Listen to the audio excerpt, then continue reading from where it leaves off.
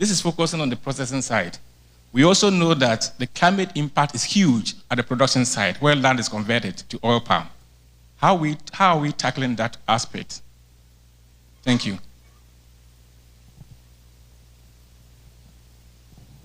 I think this question is directed at TCDA. Oh. Once TCDA is not in the box, can we reserve the question, and when they get into the box, then we do the cross-examination? Hello. Good morning. I'm Dr. Samponsa for the Ministry of Local Government. Yeah, I've seen that your project has to do with the local level development. From the local Ministry of Local Government, we are into policy direction. I do not see the key role that my ministry is going to play since you are going to the local level. So I want to know. And secondly, you are talking about production, as the man said. I do not know what initiative you have about the marketing, because it's like we do help the farmers produce, but we do not assist them in marketing and selling. And even if you are going to help them, is it going to be locally or internationally? That is what I want to do. Thank you.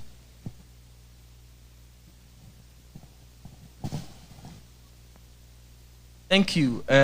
So we are having engagement with the district assemblies. As part of the process for males to participate on this project, they are supposed to engage the district assembly and then tell them about the project and then ask them for sponsorship, not sponsorship, but support letters so that they can show their participation on the project.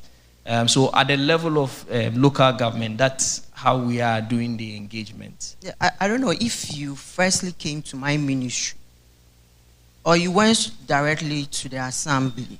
No, so we don't go to the district assembly. It's the mill owners. So the mill owners that are interested in being part of the project, they have to engage the district assembly and then let them know that this is what we are doing. We are looking at this upgrade.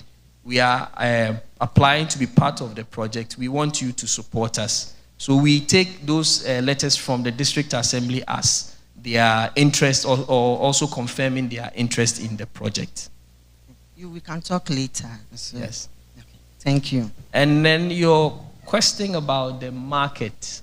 I think that with my little experience in palm oil, marketing hasn't really been a difficult thing to do.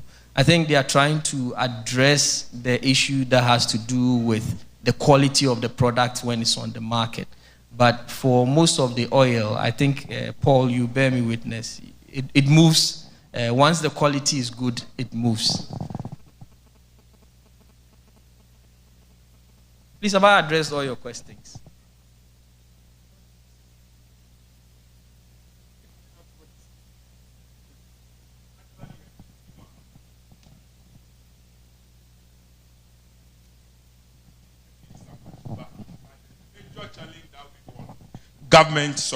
Government to do for us is the smuggling.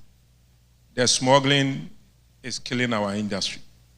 As of today, I know all the companies in Ghana cannot sell because the price of the oil of the local product is very high because of tax component. We are paying almost 20% VAT on the price. When you go to Nigeria, it's 0 VAT. Someone brings the oil from Indonesia, Malaysia through Togo, and it comes here. You reduce the price almost 50% of the tax. That person can sell, we cannot sell. So it's been a very big challenge for the industry. If government is able to resolve that, I don't think oil palm market will be a challenge. So as a policy, we normally coordinate with TCDA to see how they can resolve it. And I know CEO made mention of bringing in system, traceability systems and all that to be able to resolve those challenges. So let's see how it goes, but we don't have any challenge with when you produce, you get someone to buy. Submission? Chairman? Okay, the solution is clear. We believe that TCDA as a regulator, together with customs, need to come out with, adapt the traceability application system that TCDA want to enroll. period. If you are bringing in any product that the tax office, which is GRA, knows about your product, and TCDA issue a QR code on the product, that the QR code is open for customers to even scan and know where the product is coming from. Then with the task force that TCDA is kind of coming out with, we believe anybody without a QR code in the market is coming, the product is illegal. So immediately TCDA need to seize that product and give it to buffer stock or free senior school for their kids to eat the oil. That's all. But if we can't do that, we'll be here and people will bring in the oil from Indonesia, Malaysia, and we can't sell our product. So TCDA need to be up and doing on that. Thank you. Thank you very much. So the question that you said is directed to TCDA.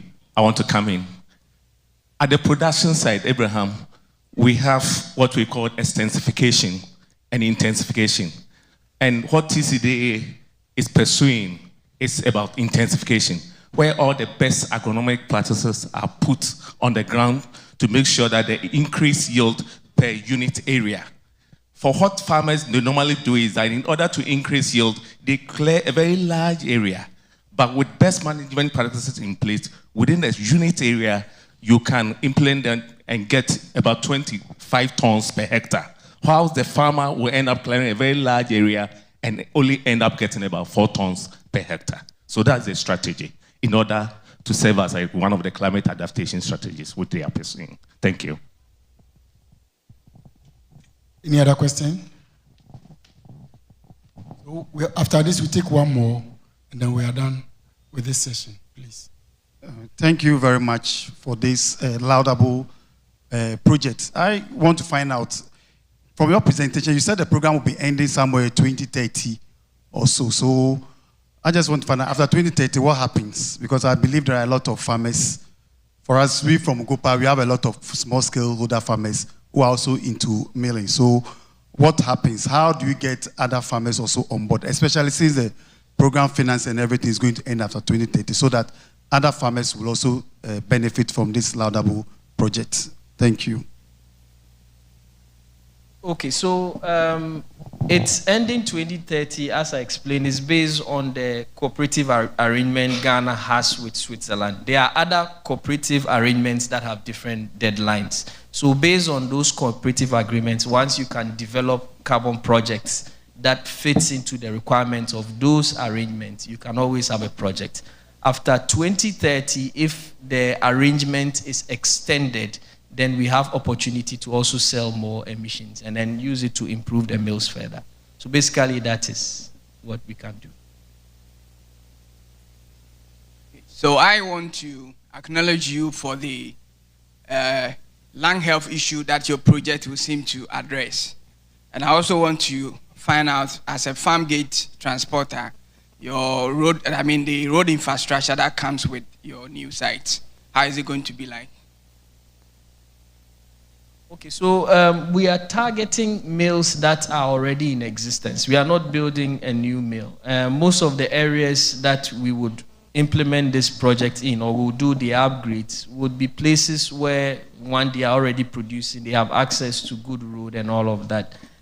One reason why we also ask them to engage the district assembly is if there are some services the district assembly can provide to support the project, then they can go in and help them to do all of that. So areas that have challenges with road network can talk to their district assembly and help them with, I think, the drip equipment to improve the road in those areas so that they can be able to move in and move out with the fruits and with the oils.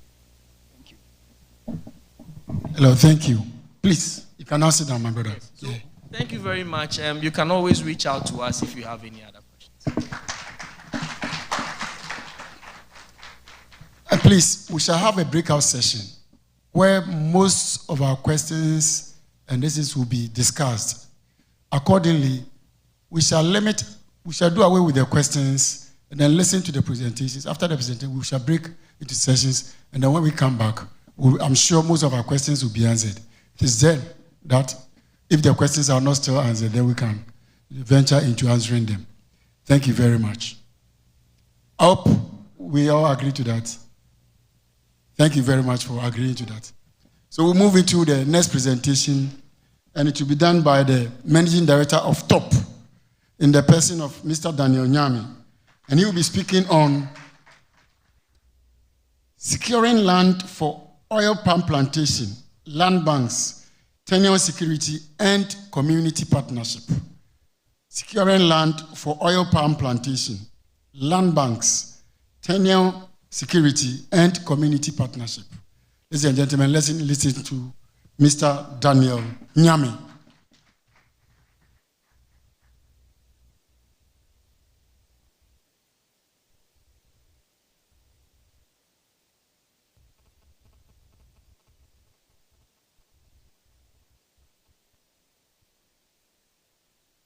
Good afternoon. We're waiting for the slides.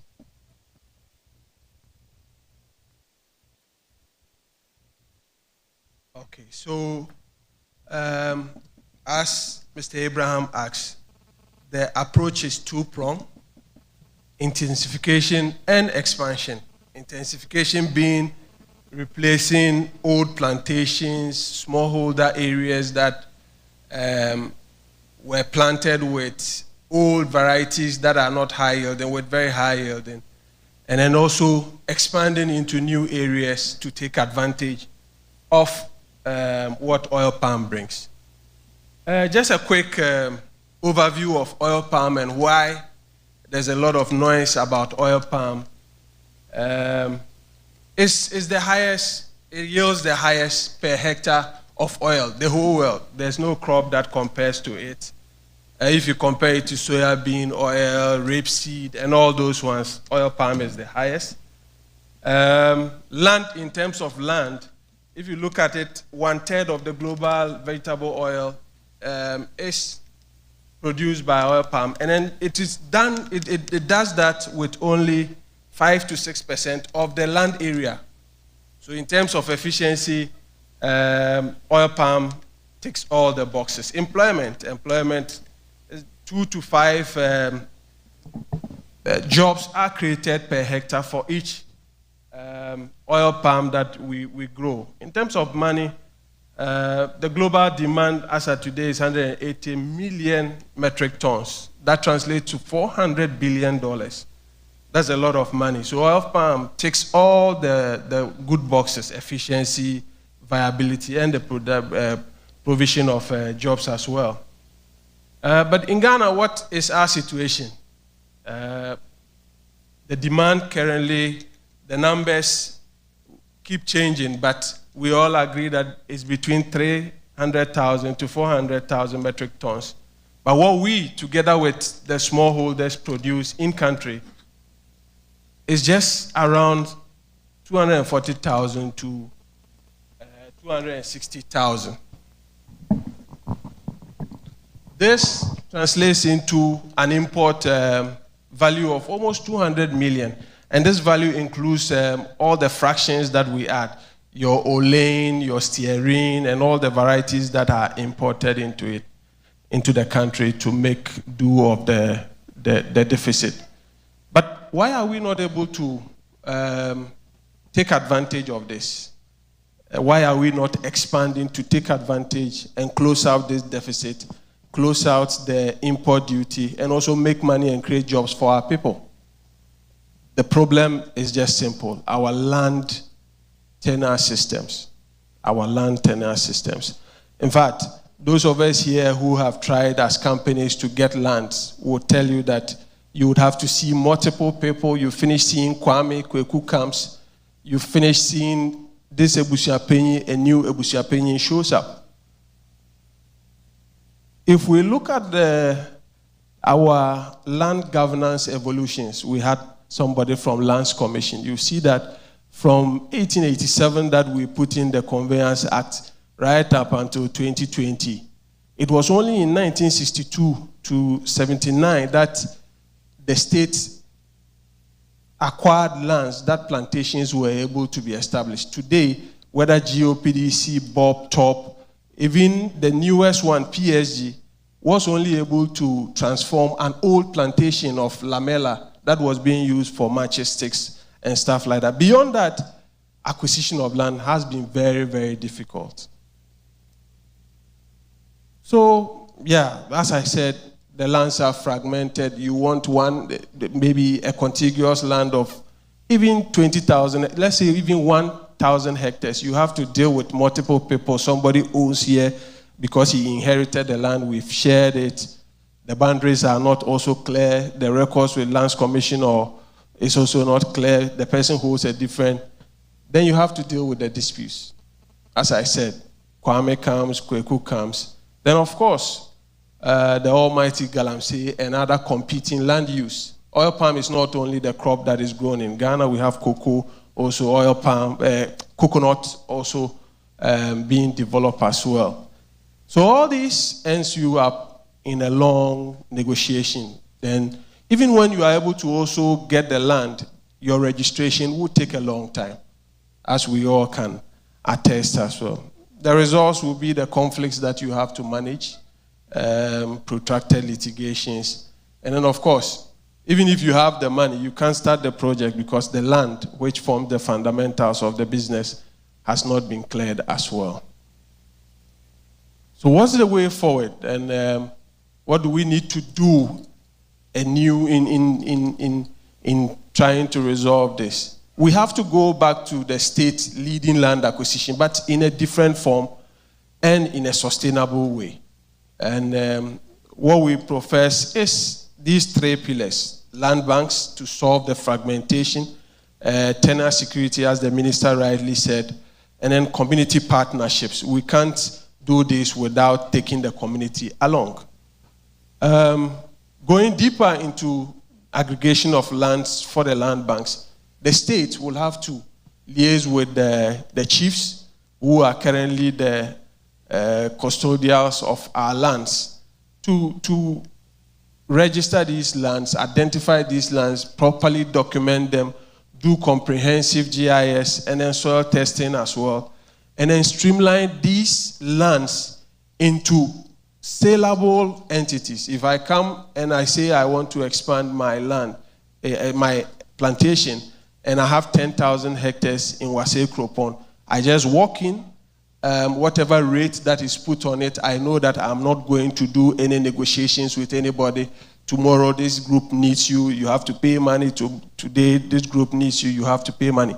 But once I acquire that land from the state that has been properly acquired from the chiefs, then I know that my next phase is going into the development of this. So time is curtailed as well. A key part of the process will also be the tenure security.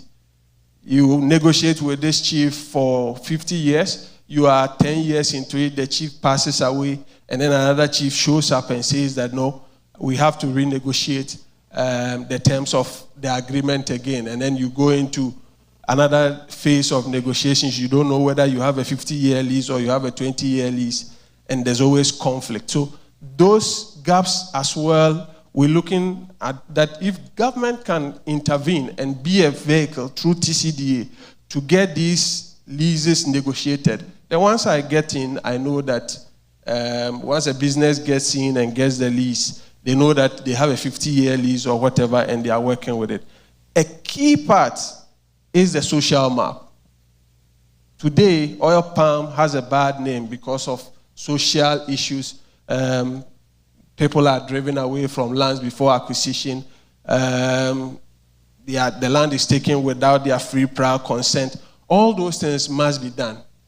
And today we all know land, you would have the alludia title owner who is the chief, but there's a farmer on the farm, on the land who has farmed it for years. And he becomes your biggest challenge. The landowner says he's giving you land, but you have to contend with that farmer.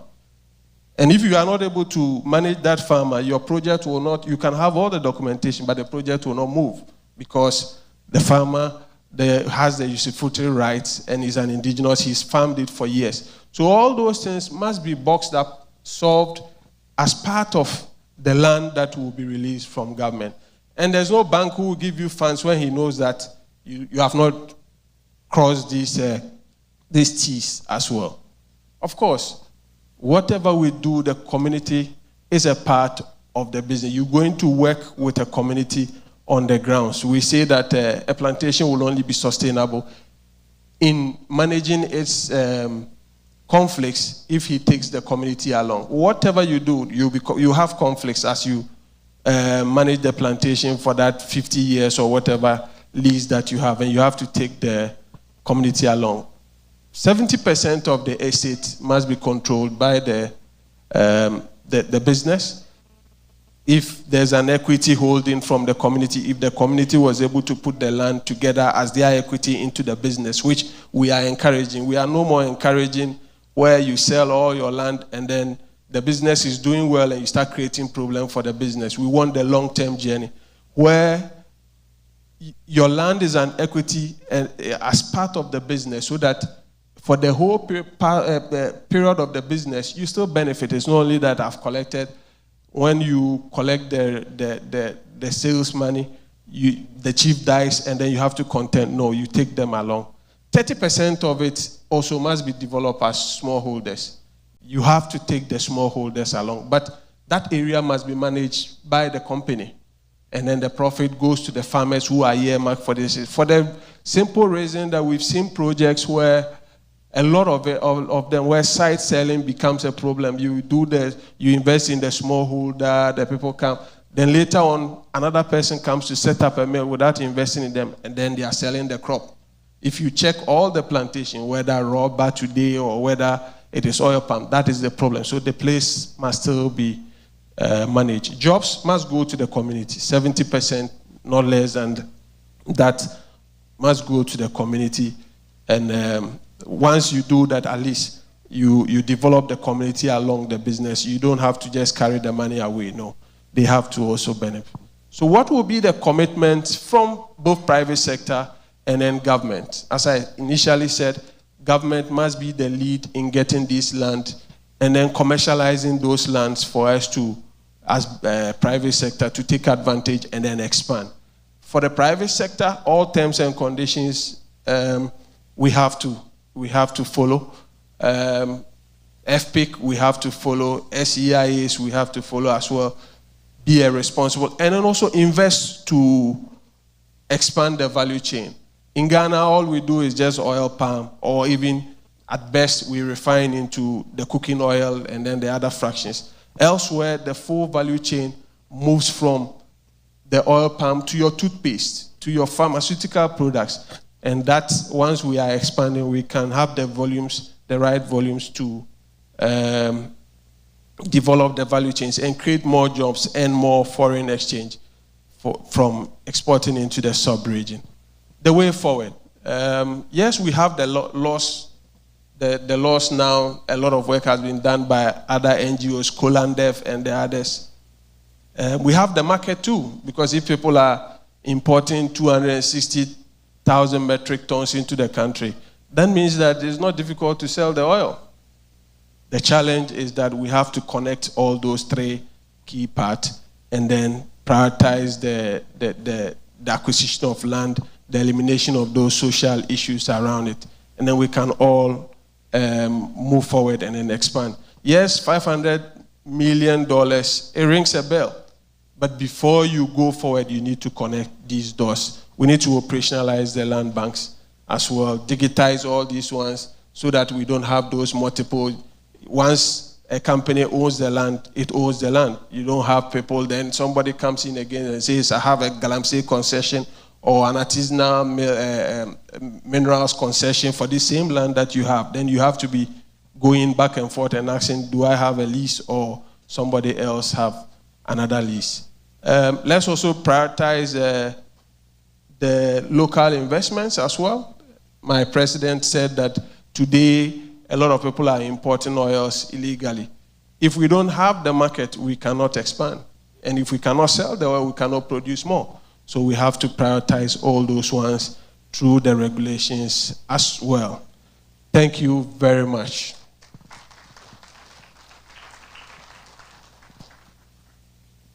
We'll defer questions, as he said, to the breakout session.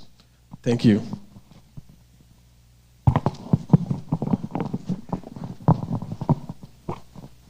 Thank you very much, Mr. Nyami. MD of TOP. Thank you very much. So the next to do the presentation will be from OPRI. And to do that for us will be Dr. Isaac Danso. Dr. Isaac Danso is an agricultural scientist, climate change specialist, crop modeler, agronomist with over 2 years experience. He's currently director, he has been a director, principal, 2 decades. Thank you, sir. Excuse me. Pardon me. It's not easy. Please pardon me. 2 decades of professional experience in agricultural research, development, institutional leadership. He's currently director and principal research scientist of CSIR Oil Palm Research Institute, UPRA, KADE, where he's a strategic and scientific leader for research and development in the oil palm and coconut sector. A PhD in climate change and cropping systems from the University of Bonn, Germany. Prof, let me leave it here. Let me just leave it here. So please, ladies and gentlemen, let's welcome Dr. Isaac Danso. Thank you very much. Thank you very much, MC. And I'm glad Dan came first, because in agriculture, land comes first. Then the next thing to follow is seed, viable seed, but not every seed. So I will just jump. Dan has said a lot about these preambles, so I will just jump them and move straight. And let me also emphatically state that in Ghana, only about 30% of farmers are using certified seeds. In Ghana, across board, all crops, according to USDA Foreign Services, and data that has been established by a lot of research institutions, only 30% of our farmers are using certified seeds. About 20 years ago, when I joined Council for Scientific and Industrial Research, in oil palm, just about 16% of our farmers across board, nationwide, were using certified seeds. So it means that the 70% of farmers are not using certified seeds. They are using what we call farmers saved seeds. The issue is that when they come for viable seeds and they cultivate, they believe that they can select and replant. But the issue is that by that time, it has lost its purity. And it's even more dangerous when that seed you've come in for is a hybrid. So once it's a hybrid and you plant, it segregates. So it becomes mandatory for you to go back to the research scientists and repurchase that hybrid. It's just like cocoa research. The cocoa hybrids that they are producing, when a farmer goes for it, you have to go back to them again for that hybrid seed. And in the oil palm, farmers don't understand why they always have to come back to us and purchase those hybrid seedlings. Because the practice is that when you propagate with even a cassava, you can use the cuttings to repropagate. So they don't see the reason why God has made that particular plant so unique.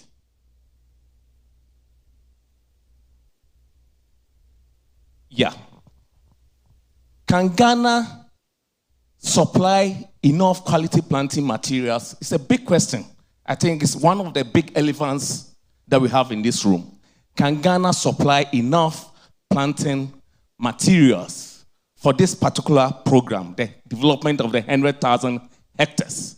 So for 100,000 hectares, per each hectare, you need approximately 143 pounds per hectare. So when you do the calculation, that you'll be getting around 4,300,000 seedlings or seeds for that program.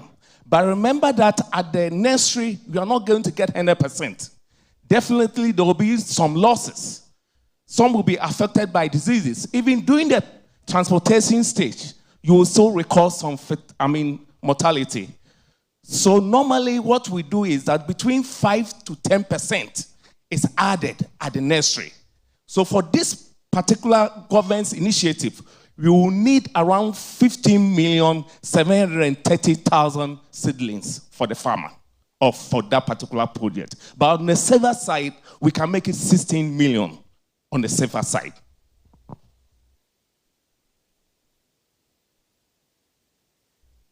The Ghana Standard Authority, in collaboration with some established agencies in the country, such as Council for Scientific and Industrial Research, have come up with some standards, and we need to respect those standards.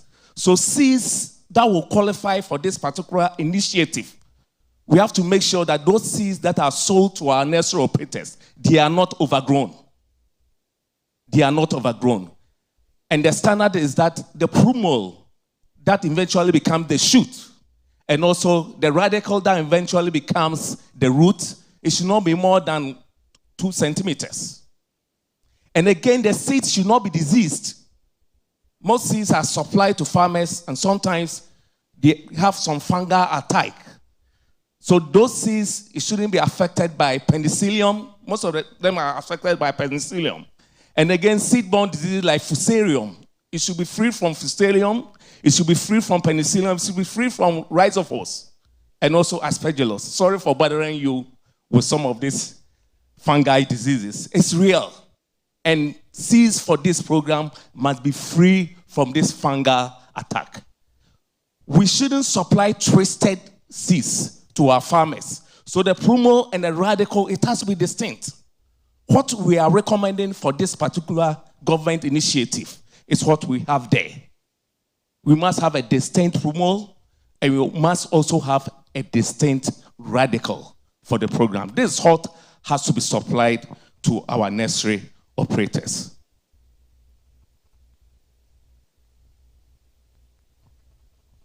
We have Ghana Sumatra Limited, which is an accredited institution, limited liability company that has been set up by Council for Scientific and Industrial Research. Council for Scientific and Industrial Research, Oil Palm Research Institute, has been in existence since 1964. So along the line, after generating a lot of technologies, it got to a stage where it has to commercialize some of these technologies. So it went into collaboration with a company in Sumatra, in Indonesia. And that led to giving of birth to Ghana Sumatra Limited. So it's a company 100% owned by Council for Scientific and Industrial Research, but they are commercializing the oil palm seed nut to farmers. And it's an ISO certified company, and averagely they produce about 8 million seed nuts to our farmers in the country, and also for export. And these are their production lines. When this program was launched, they have to come out with a vigorous plan towards the 100,000 hectares plantation development. So 2026, the production is around 8 million. 2027, 9 million. 2028, 11 million. 2029, 13 million. So in total, they have positioned themselves to come out with about 14 million seed nuts for this particular project. And as I said, for this project, we only need about 16 million, so they can even overproduce.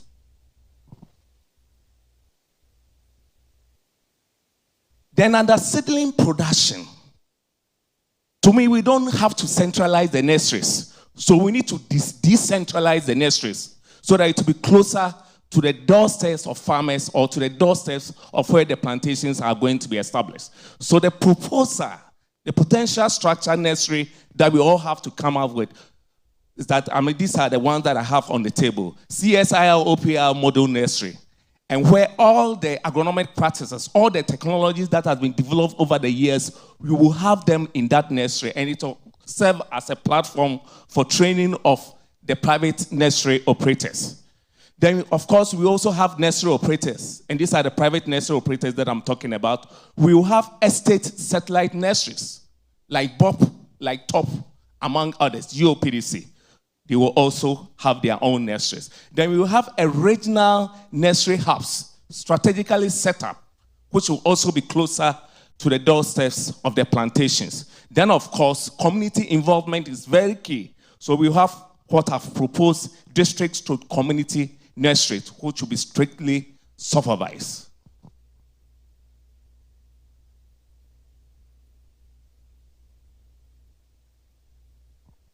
And once the nurseries are decentralized, of course, there's going to be a lot of benefits. And the first benefit is that there will be reduced transportation distance, then reduced seedling mortality. Then we will also end up creating a lot of jobs for the local people, then of course improve farmers' access. Then last but not the least, a reduced logistics cost. There again, we need to respect standards. We need to respect standards. It's not every seedling that has to get to the doorsteps of the farmers. So seedlings that are wilted under this program is a big no. Seedlings that are nutrient deficient should not be given to the farmers. So standards has to be respected under this presidential initiative. Seedlings that are pest attack, is a big no. Seedlings that are also diseased is also a big no. Yes, of course, seedlings that are fused, you will end up having some leaves fused together. When it happens like that, then photosynthesis is hampered. So such seedlings should never be given to farmers. We have some seedlings that are variegated, that lack the chlorophyll. This one is not even all that serious. You realize that at the nursery level, a lot of them are variegated. Such seedlings should be rolled out. It should never be given to farmers under this presidential initiative. Of course, we continue here. We also have one that is doubleting with doubled embryos. All those ones have to be rolled out. We have ones that are short internals, and there too photosynthesis is going to be hampered. We have ones that are long internals. All these ones fall below the standards. So all these ones have to be rolled out. They shouldn't get to the doorsteps of the farmers. This is the recommended seedlings that we need to get to our farmers. And the seedling must be true to type. It must be nursed in a suitable container of appropriate size, green with glossy leaves. It must be straight but not curved. It must be free from doubleting, free from any sign of nutrient deficiency.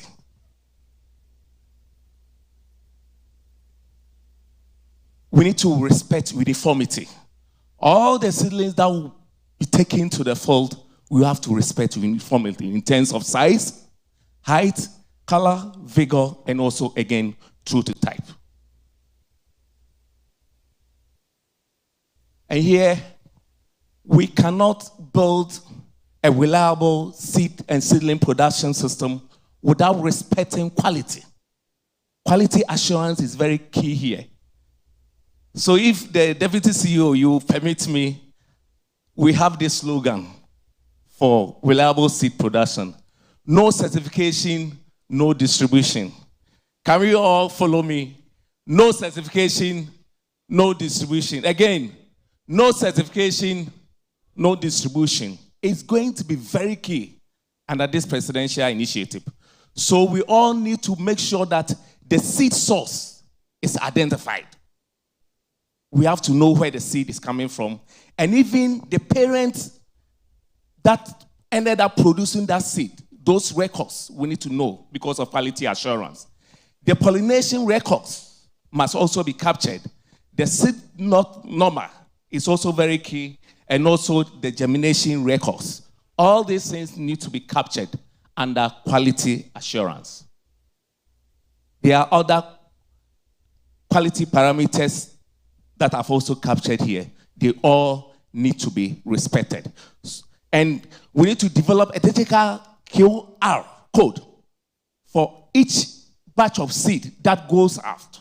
So right from the seed through the nursery up to the seeding level to the farmer and even to the processor, we need to have a digital QR code so that traceability will be paramount in our transactions. Yes, so that is digital traceability. There must be a robust government structure for us to make sure that this program becomes successful. So I'm proposing that we will have a national seed and Seedling Steering Committee. And this has already been captured in the seedling and seed policy. So we need to have that. And of course, there must be a chair.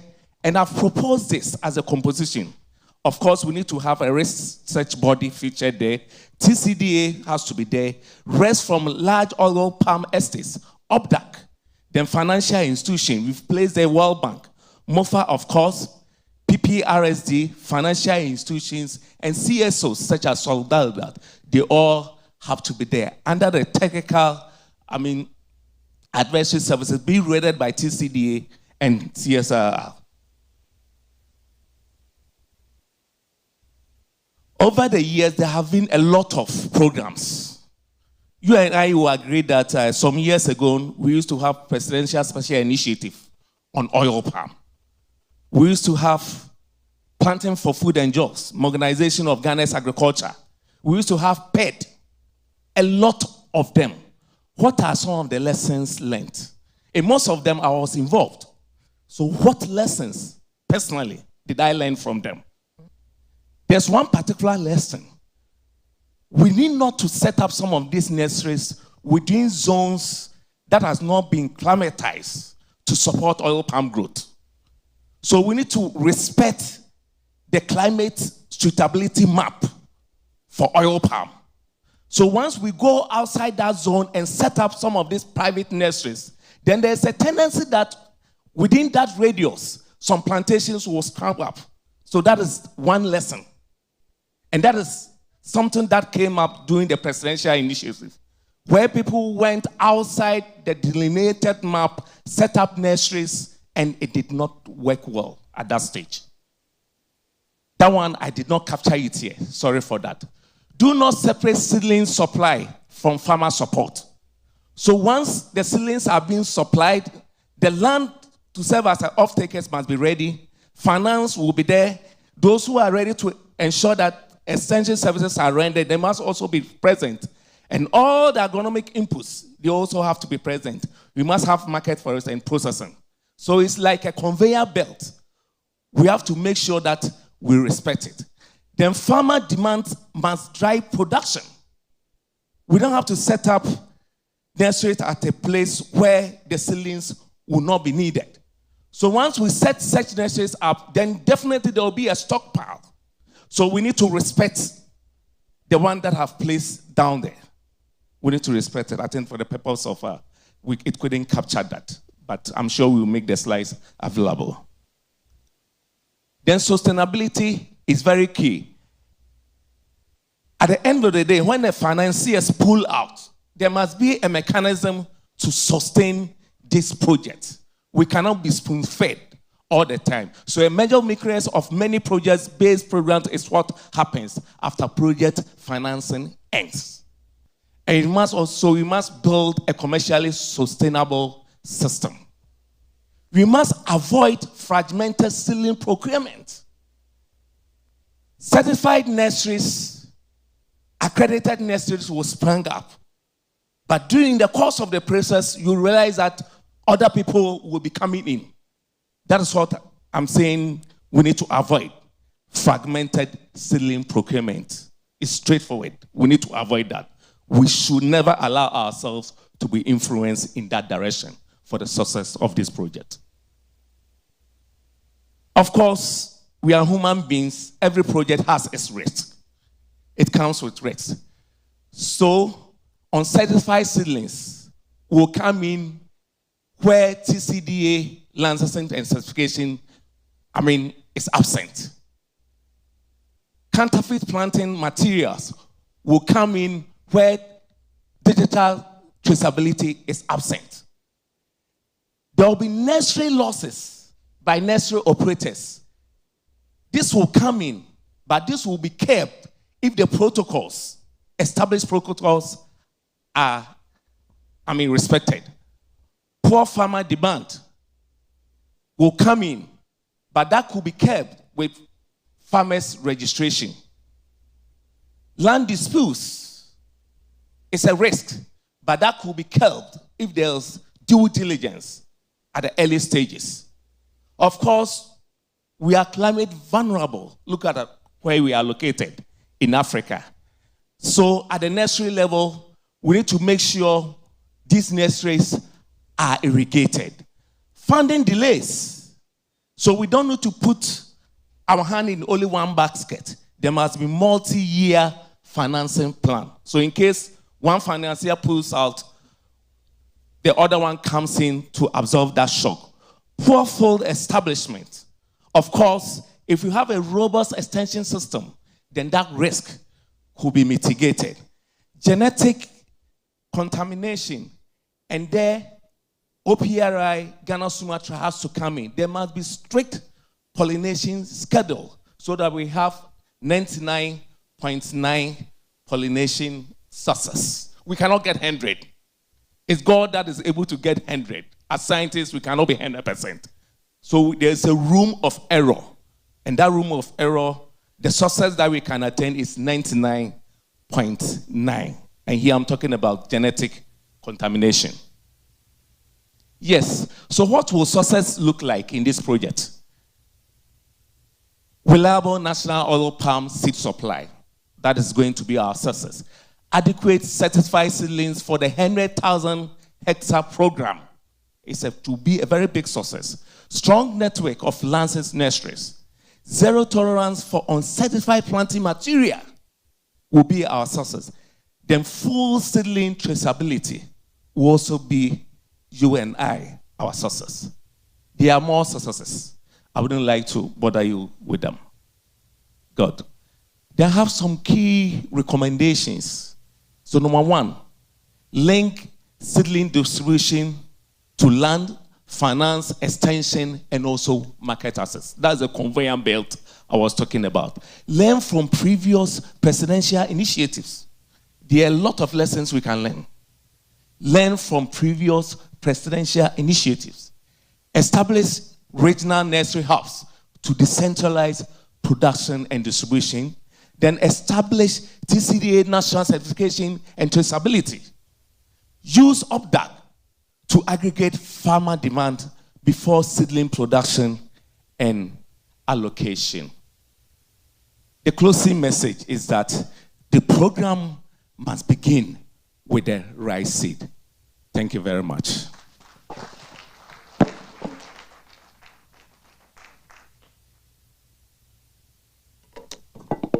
Can we please give it to Doc again? Doc, thank you very, very, very much. Doc, I heard of a proposal for the establishment of National Seed and Seedling Council. From your presentation, you proposed something like that. National Seed and Steering Committee. Except to inform you that on the 24th of June this year, the Deputy Minister of Food and Agriculture, Honorable John Dumelo, inaugurated the National Seed Council. And so by this proposal, if you assure me of consultation free, I will facilitate a meeting with you and then the board chairman and the chief executive of the, so that they will learn from you and then take it up from there. So once I have your assurance of free consultation, I'll do the facilitation before you leave. Thank you very much. At the beginning of this program, we acknowledge their numbers. And before everything, they gave the assurance that they are here purposely to help in terms of financing and to provide financing guidelines for all that we will put on paper today. Now it's time to listen to them. And I mean the Development Bank Ghana. At the beginning, they came in their numbers, and they gave us a very fair reason why they are here. And to do their presentation on behalf of the CEO is Professor, and today we are doing professors, doctors, and prof, and so on, all in academia. And for those people, we don't take even a comma from their profile because they strive for it. But this one says he's going very charitable with me, and that we should do Professor Eric Osei Esibe. He's a chief economist with the Development Bank Ghana. So, Prof.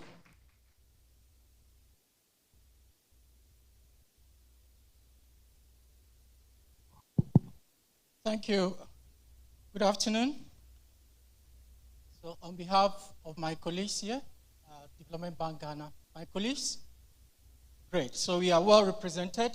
I'm pleased to present on the financing of the oil palm value chain. And you know, this is very important. We've heard about all the agencies that are playing a key role in the financing, in the value chain. And what really connects all the dots, as you all know, is financing. Finance often is said to be the lubricant that oils the engine of any program that you want to run. Without the financing, definitely you're not going to see it being run well. And perhaps that's the reason why DBG has been brought in to really anchor the financing architecture of this very program. It is not just the financing. We've heard about the budget where the minister has announced about $500 million. If you look at the entire financing gap within the industry, it is estimated to be around $1 billion. This is a very lofty initiative by the government, but it's not just about how much money that you put into the sector. And as the agricultural minister said, it's really about how well you structure the kind of capital, the right capital, with the right tenors, with the right pricing, with the right risk-sharing mechanism, and then with the right delivery architecture to ensure that you make the sector investable, financeable, so that investors, commercial institutions will be comfortable to put in their money. And that is why DBG is uniquely positioned to anchor the finances because of the mandate that DBG has. DBG, as you know, for many of you that have not heard about DBG, we are Development Bank Ghana. We are the first national development finance institution that come under the DFI Act at 1032. And our mandate is simple. We have a clear vision of catalyzing Ghana's economic transformation. And we do this through fostering partnership, through encouraging a competitive private sector. That is our mandate. And so the key activities, and the reason why perhaps we are uniquely positioned to provide that right form of financing, is based on these 5 anchors. 1, as a development finance institution, our role is we provide patient wholesale financing. And what does that mean? What that means is that we provide long-term capital, the exact financing that the sector needs, and we do not do it directly. We go through what we call our participating financial institution to provide that patient capital to the value chain. We also are very catalytic in nature in that we mobilize capital. We have the platform to mobilize or crowd in commercial financing, crowd in financing from development finance institutions, from institutional investors, from private equity providers. So it's key. We also layer what we do with de-risking activities. De-risking in the sense that, especially where our mandate is to provide credit to the key sectors of the economy, which is usually seen as highly risk sectors. Sectors that the banks will usually do not want to go into because of the high perception of risk. Agriculture, manufacturing, ICT, and others. So we also sought to de-risk so that we can unlock a lot more lending to these sectors, especially agriculture. So we layer it with guarantees, with first loss protection, and other blended form of financing. Then, of course, the market sharing mandate is to be able to align our activities with government priorities to ensure that government priorities are translated into more investable projects where it becomes viable for other financiers to plug in, then we also do not just go to the market with credits or lending. We ensure that we pair our financing with technical assistance. And that is the additionality that we also bring to the table, okay, with technical assistance to make any deals much more bankable and financeable. Okay? So we do that, and more importantly, we are very much tightly focused on measuring impact and ensuring that whatever areas that we are investing in, we want to make sure that it contributes to economic transformation of the country, it generates economic growth, it generates employment, it enhances productivity. It is very inclusive in a sense that we deliberately seek to ensure that women are economically empowered, youth get the opportunity to participate, and we also underline all that with ENS, that is sustainability outcomes, to ensure that we actually adhere to sustainability. And we also seek to promote export growth and others. So these are the key things that we do, and it's not just by chance that we have been selected, Development Bank has been selected to anchor the financing of the oil palm, because we tend to tick most of the boxes when it comes to the financing. A lot has been said here, the fact that oil palm is one of the largest, if not the largest global, commodity crop. And the value chain alone is about 400 million. When you look at the primary side alone, it's about 75 billion or so dollars, right? The sad part of it is that Ghana only contributes just about less than 1%, about 0.5% to this global value chain. In fact, it is projected that the value chain, that is even at the primary level, will grow by about $110 billion in the next 10 years or so, with a compound annual growth rate of about 4%. Now, we have lessons that we can learn from countries such as Malaysia. Malaysia transformation, Malaysia today is the second largest, producer of palm oil. And what lessons that we can learn from is the fact that their transformation did not only come from the primary production of farming. It is very much from coordinated financing that connects processing to smallholding, integration, to logistics, to institutional building, and ensuring that the entire value chain is well lubricated with financing, sustainable financing regime.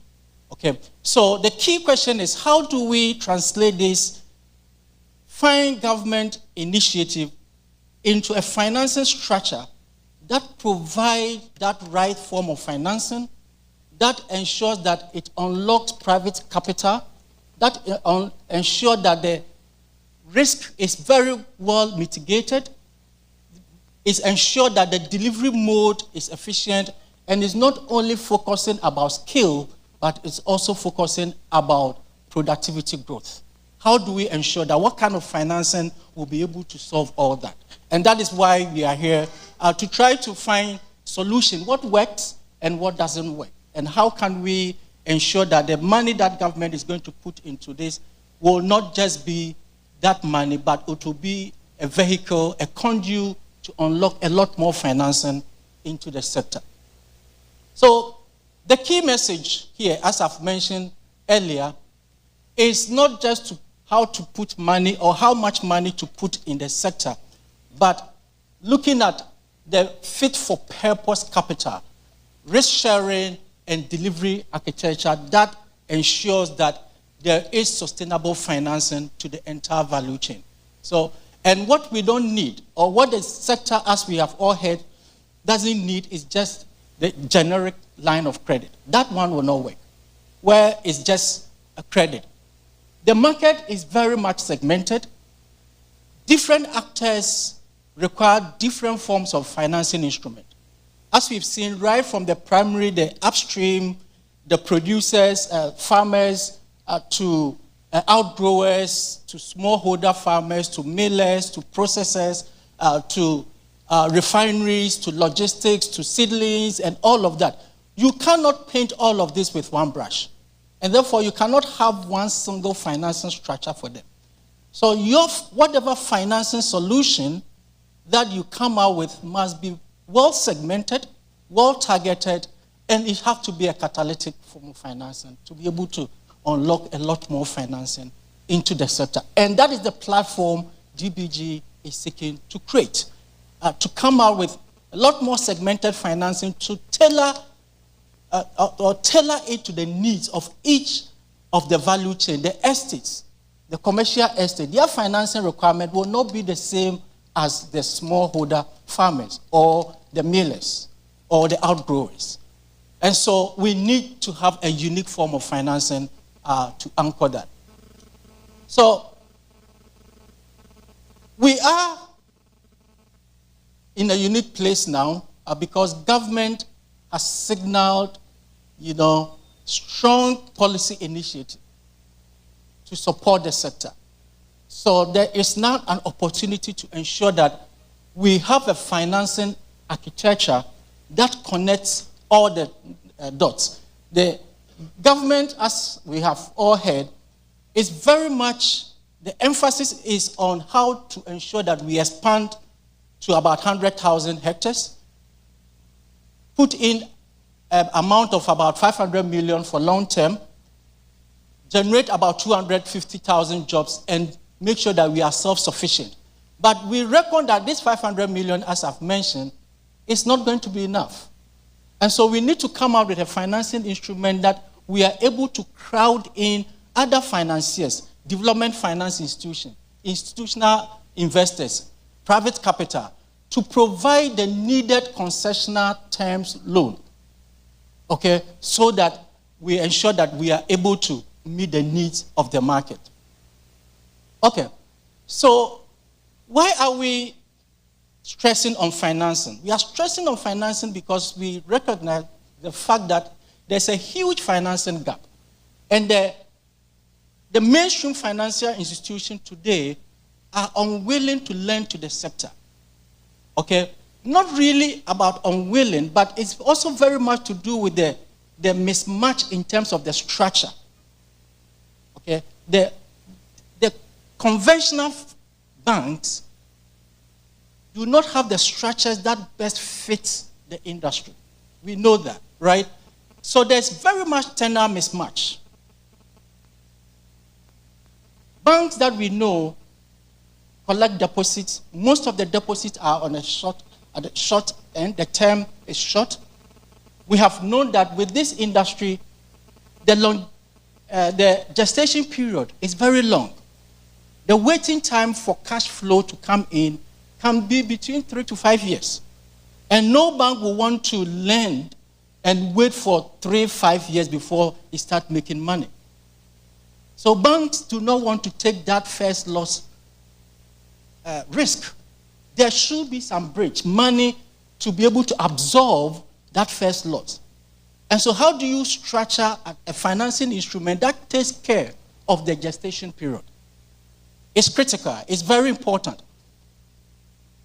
The other reason is land tenure risk. We just heard about land. Being able to collateralize the financing.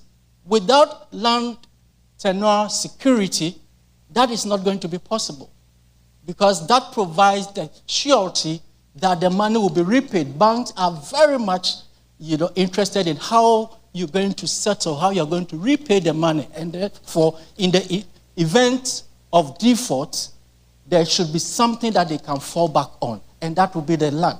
The land security remains key. And even with the land assets and then sometimes weak documentation that surrounds it, these days with the issue of Galamsey and others, you will never know when the land will be, invaded by Galamseyers.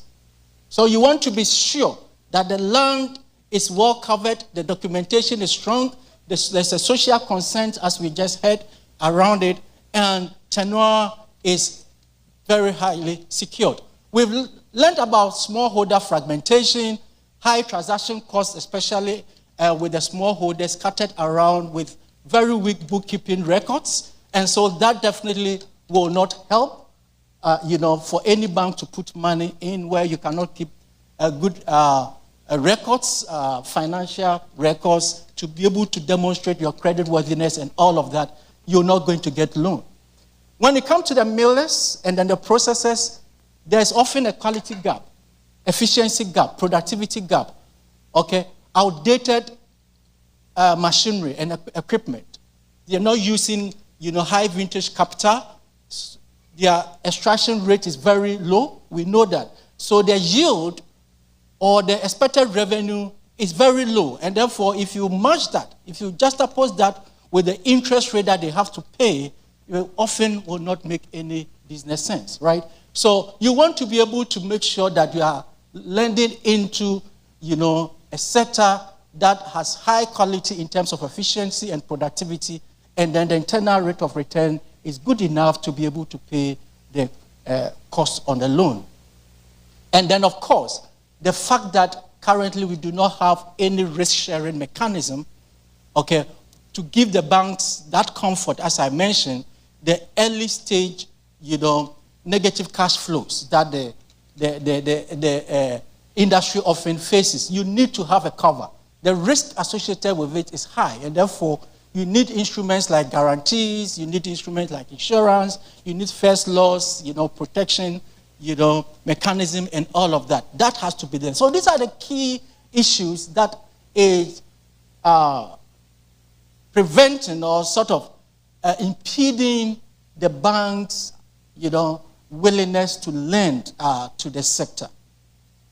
So the key thing that I've mentioned, I think I'll skip this, the long gestation period, the credit concern for the banks, and the banks, so long as the default risk probability is high, the banks will always refuse to do that. Limited collateral, large ticket concentration, especially if you are dealing with large-scale farmers, it's always, the concentration risk is very high if you are lending to such large scale without a cover, without an insurance cover or without a guarantee cover, weak financial records, as I've mentioned. So what the banks really require, what the banks actually look out for, or what will really support the banks to unleash lending to the sector will be where the banks now have long-term liquidity so that they can be able to match tenors, right? It's very important. Guarantees and first loss cover where there is risk-sharing mechanism so that in the event that there's default, the risk can be shared not only by the bank, by other institutions, and anchor or off-taker structures. In terms of access to the market, there is a clear off-taker structures that, when you produce, it will be bought. Because banks really are very keen on predictability of cash flow, how your money is going to come in, and then, of course, a clear sustainability practice, okay, that you are not contributing adversely to environmental degradation. It's very important in that regard. So this also provides or underlines why DBG comes in. We did a little survey in collaboration with the World Bank to try to gauge, the market expectation. What the players, the actors within the value chain, what is their expectation of funding? What term structure are they looking for? What amount are they looking for? And we just sample the 4 big guns, the commercial estates, to know how much money they need, what term are they looking to have. And the responses were quite revealing. The indicative financing needs for them, just the 4 of them, ranges between $175 to $370 million. So if you just oppose that to the $500 million that the government is putting in, then you can clearly see that that may not even be enough. They are looking for a grace period, which is between 3 to 5 years, largely being informed by the gestation, the long gestation period from the planting to the time that you actually begin to harvest. And so their gestation period is 3 to 5 years. Their preference in terms of tenures is anything between 7 to 10 years and even more. Okay, and even more, 7 to 10 years and even more. And then they are looking for a pricing that is around 10%.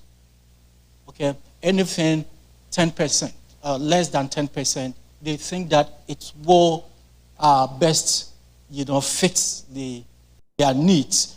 So that then helps us to now design a financing instrument that will fit the market. But of course, this is for the large-scale commercial, players. Millers may have their own needs. Smallholder farmers may have their own needs. Processors may have their own needs. And therefore, this indicative term structure may not be what the others need. And that's why I mentioned from the beginning that different actors will need different form of financing instrument. But of course, this was a guide. So when we look at the value chain, therefore, we have the financing that we are proposing is to come out with a segmented financing structure. But of course, it is very much centered around the large estates, which then become the main anchors and integrated with the smallholders and then all the others. So we've broken down the value chain inputs and services, seeds and others. So that one, we're looking at seedlings, nurseries, fertilizers, mechanization and others. And that, what probably they would need is more of supply finance, supply credit, equipment finance, and technical assistance, right?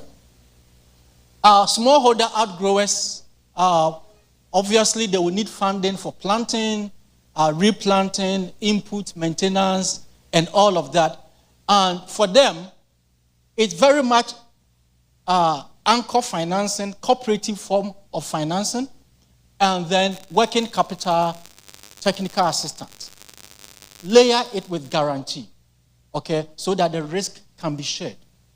So that is how we're thinking about that. Of course, the interest rates would also come in. We don't want to be specific on interest rates and that kind of thing, right? Estates and anchors, replanting, expansion, they will need money for replanting, for expansion, for mills, for logistics, for irrigation, and others. And for them, more to do with long-term debt, looking at maybe some form of quasi-equity, okay? Subordinated form of debt and others, and then, of course, some technical assistance. The artisanal mills, processors, obviously they have to upgrade their equipment, introduce a lot more automation and technology, working capital, energy efficiency, environmental, sustainability issues. And for them, it's about equipment leasing. So financing that helps them to lease equipment, right? It's about asset financing. It's about working capital, and it's about technical assistance. So financing that are tailored to these specific needs of that sector is what we are looking at. And then, of course, the infrastructure in the market where, you want to enable the ecosystem. The ecosystem, the productive infrastructure has to be available to support, the value chain. So roads, storage, aggregation, transport, traceability standards, and all of that have to be supported. And here, it has to be a form of a blended private PPP sort of approach, and to some extent, grant, if we can be sure that this is a public good that will need some form of a grant to be able to get it rolled out. But all of that have to ensure that there is a business case for each one of them, and therefore it is attractive for private capital to bring their financing. Okay.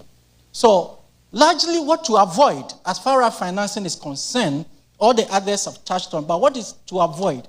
If we want to build a financing architecture that is able to unlock more private capital, then we have to avoid pure subsidy. Okay, where the financing is purely subsidized without a market discipline, where people take the money as government money and therefore I do not have to pay back. Then you close the chain, right? It has to have a commercial sense. So that is very important. Weak guarantees. You need strong guarantees to ensure that financing is well, anchored and mitigated, and then fragmented projects. So the value chain has to work. Each has to feed into the other. There shouldn't be kinks along the way, and so that it ensure that the money flows through the entire value chain. So we have to, DPG, as I've mentioned, we can't be that catalytic financial institution that will pull all these pieces together by translating this policy into bankable programs and developing instruments, financing instruments for each of the value chain. And that is how we are positioning ourselves, and which we are already in. To crowd in a lot more capital, because then we are able to bring in more capital because of the first laws and concessional layers that we will lay on. And also preserve market discipline. We want to be able to provide financing that improve the market ecosystem. The main reason why countries like Malaysia and Indonesia and Vietnam, have succeeded is that they do not look at this as a lending line, but as an ecosystem support. To be able to provide support from end to end, from the primary to the mid and then to the upstream. All of that would have to have support and ensure that there's also a coordinating agencies, stronger institutions like TCDA, connecting and providing the necessary regulatory support, data to measure progress and all of that, and then ensure that the money actually gets to the last mile. That is the impact that we are looking for. Be able to generate the necessary jobs, be able to create, exportable products, and for us to be able to be self-sufficient in terms of oil palm production. So I'll end here, and thank you very much.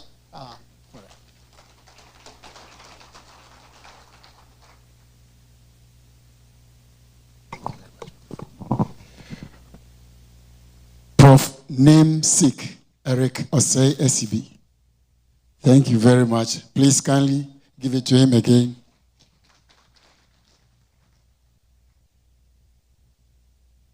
Ladies and gentlemen, it is for your information that the Bank of Ghana is fully represented, but they came like the National Investigative Bureau, and so they want to remain as such. Thank you very much.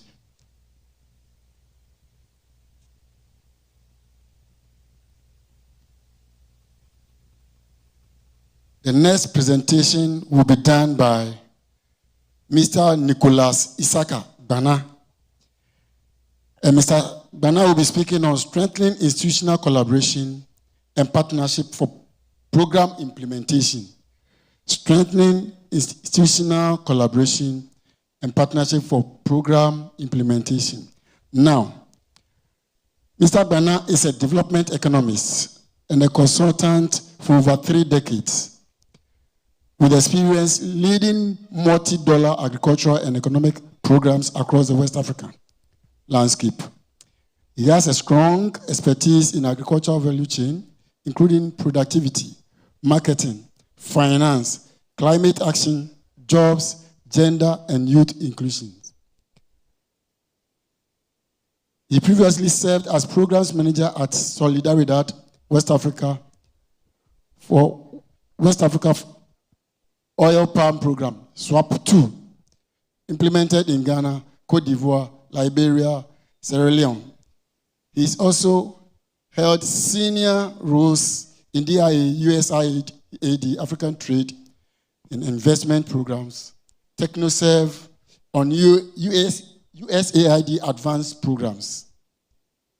And today, he was supposed to moderate this whole session, but he said, no, we don't want to be talking too much. And so, with applause, let's welcome Mr. Nicholas Isaka Bana.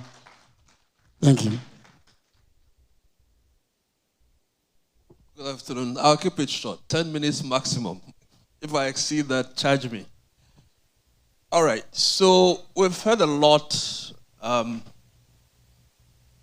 Of course, let me skip this. We all know what the big agenda is, as set out by government: 100,000 hectares of new plantation, 250,000 jobs. We're discussing 500 million in patient capital, and also to reduce the palm oil import deficit, which is estimated at around 200,000 metric tons now. But what are the risks? And we see that throughout this chain, there are a lot of elements. We've heard about land, we've heard about seedlings, we've heard about financing. And what are the risks if we don't manage the rules?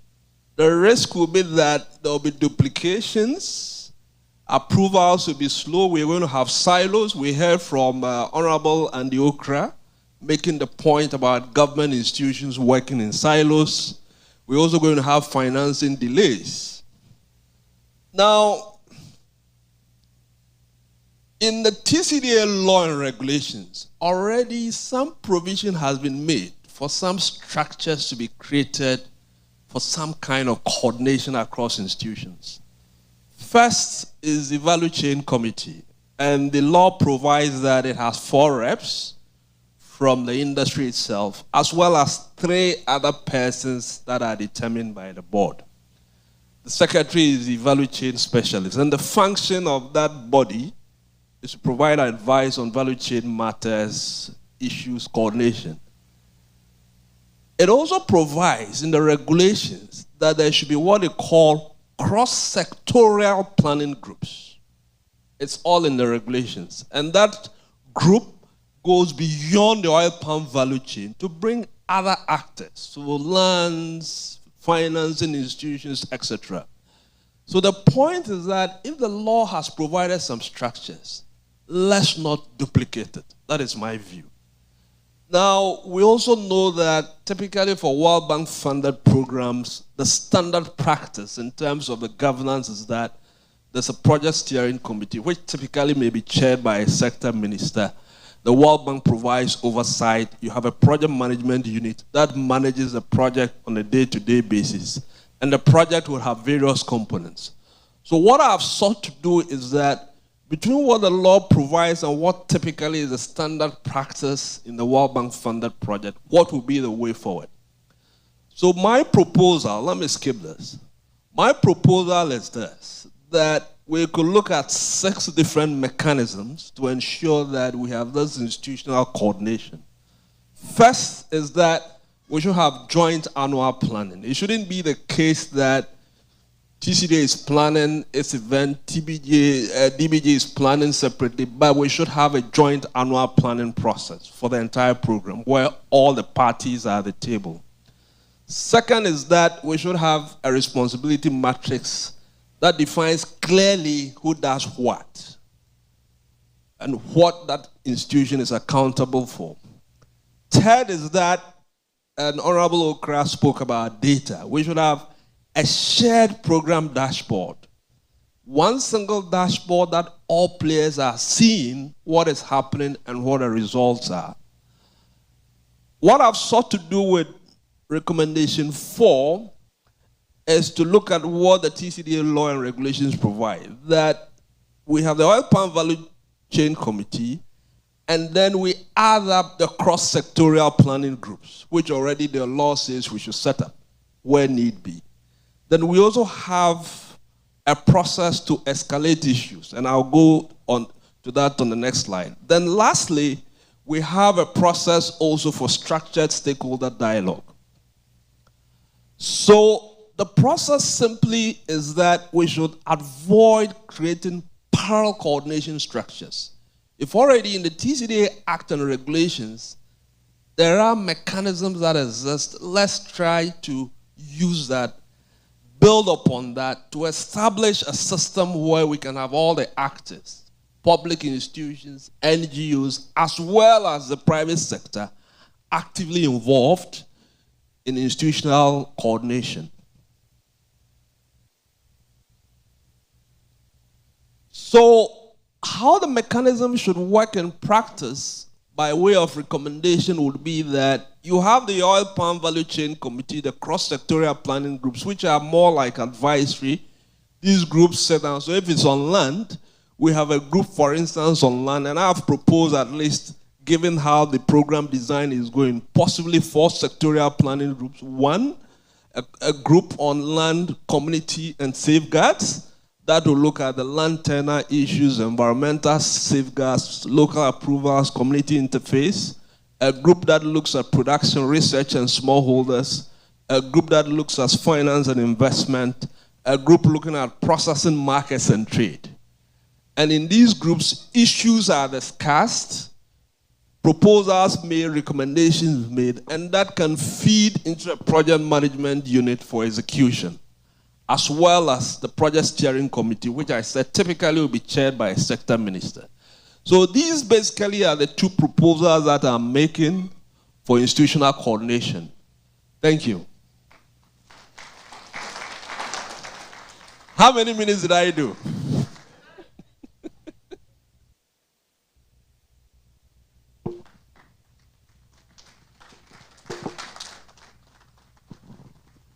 I timed myself 10 minutes and you did less than 10 minutes, so you got me. Thank you very much. And please, shall we give it to him again? We shall be breaking into the next sessions.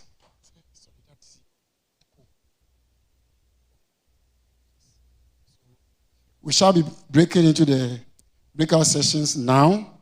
And to do the grouping for us will be Ofayao.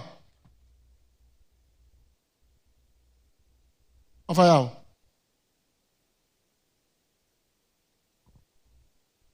Okay, then let me use my, we'll count ourselves 1, 2, 3, and then all the ones will be in one group.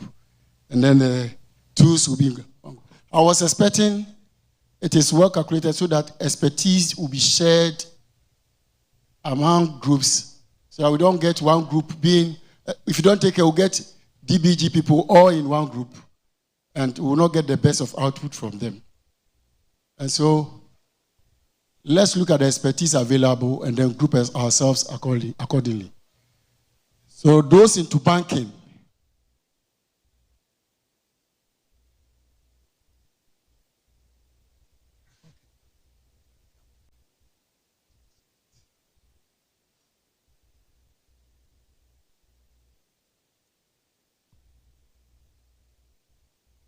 Okay, Ofayao is here to do that for me.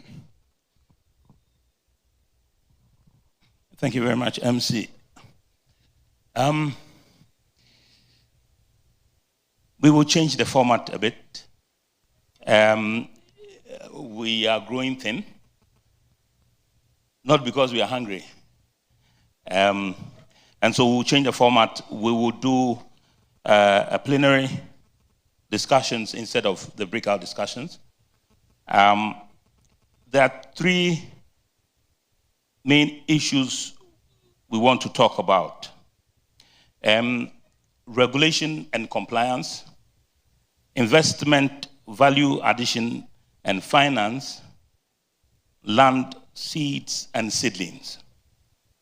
We've heard from Mr. Nyame on land. We've heard from OPRI on seed and seedlings.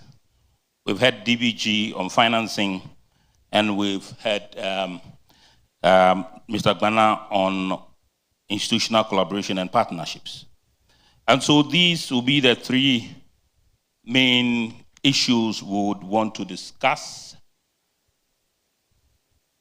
How can institutional collaboration, regulation, and compliance be strengthened to ensure effective implementation of TCDA's mandate and the integrated oil palm policy?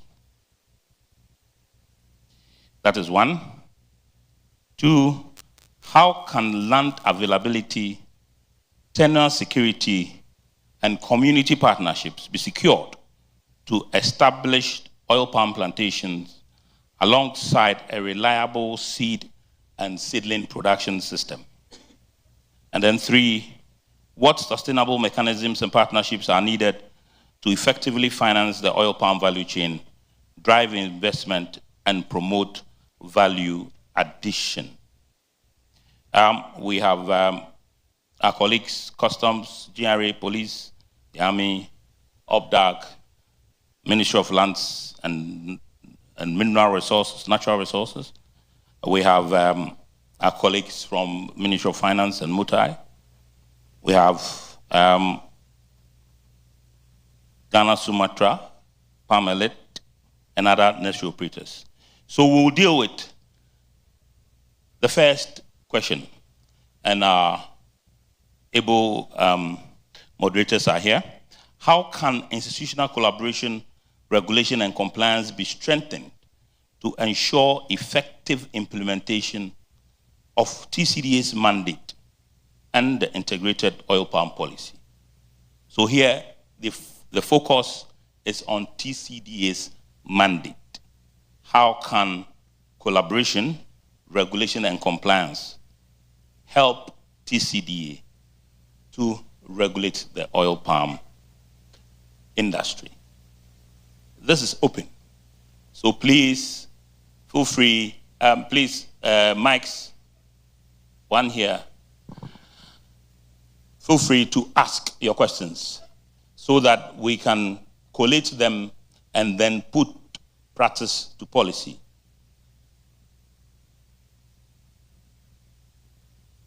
Are we tired? How can collaboration, regulation, and compliance help TCDA deliver on its mandate? Contributions, questions around this issue? Okay. Please, your name and then your institution. Well, good afternoon. My name is Abna Safuase, and I'm a consultant on quality infrastructure. And I just want to make a small contribution here. From the question that you have made and listening to the different presentations, it means, especially when I listen to the seed, there's the need to have a certification body. You listen to all the different presentations. I think the first step that Tree Crops should make is to identify the people or the institutions that they will work with along the value chains. And these should be communicated to everyone so that you know that for certification, this is where you go and this is where their mandate ends. You know that for processing, this is where you go, this is where their mandate ends. So I think the first step is for TDCA to identify the institutions for the different regulatory and compliance activities along the whole value chain. I think that's the first step that I will recommend. Thank you. Thank you. Thank you very much. You are talking about institutional mapping. Thank you very much. Anybody else? Please. Yes.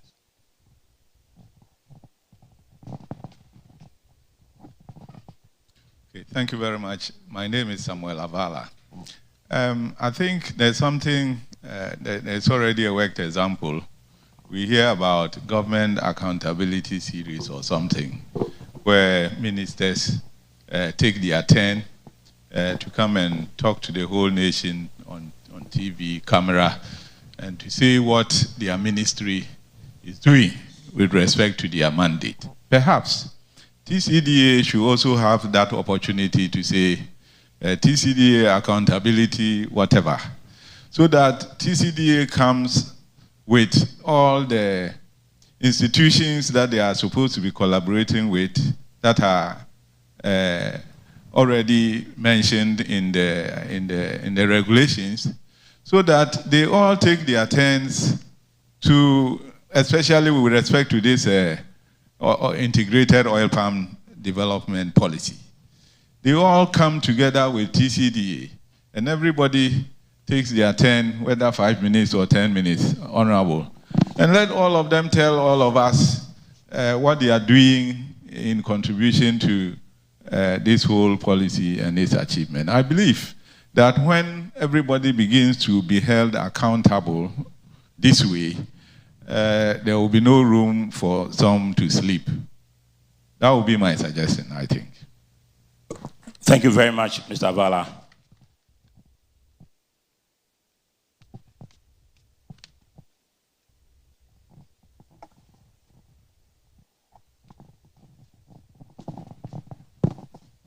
All right, thank you. So, am I supposed to be up? Oh, no, please.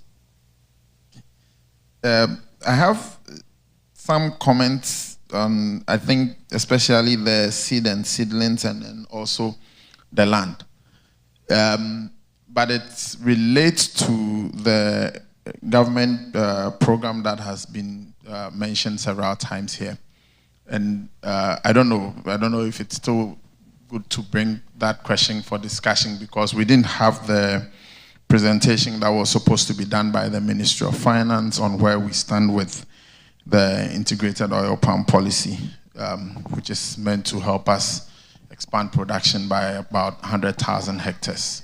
And I'm saying that because my question that relates to the presentation that was done on land as well as seed and seedlings had to do with some implicit assumptions around the involvement of smallholder versus large-scale plantations in the proposed government program, which was not very clear to me from those presentations, and that's where I wanted some clarifications from. But in the absence of the presentation from the Ministry of Finance, I'm not sure where that discussion will fit. So I don't know if you would also want to say a word on why that item on the agenda was skipped. Thank you. Thank you very much. Thank you very much. Okay, Doc, before you come, Mr. Nyame wants to say a few words.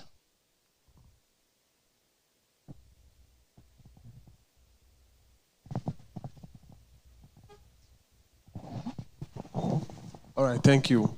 I think in the presentation it was clear that we're looking at a 70-30% involvement, 70% of the large estate, 30%, supported by 30% from the smallholder.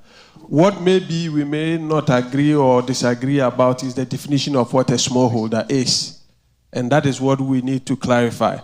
For us, a smallholder is one who supplies us. The independence or dependence of them can be debated. But if the loan, if this money is a loan that will be paid, then some level of control would have to be in place, because per experience, if the person is completely independent, then he sends the crop somewhere you cannot pay the money. And so that portion of it, we have done projects and projects and projects. Sometimes they treat the money as rightly said by Prof, that it's a free government money. No.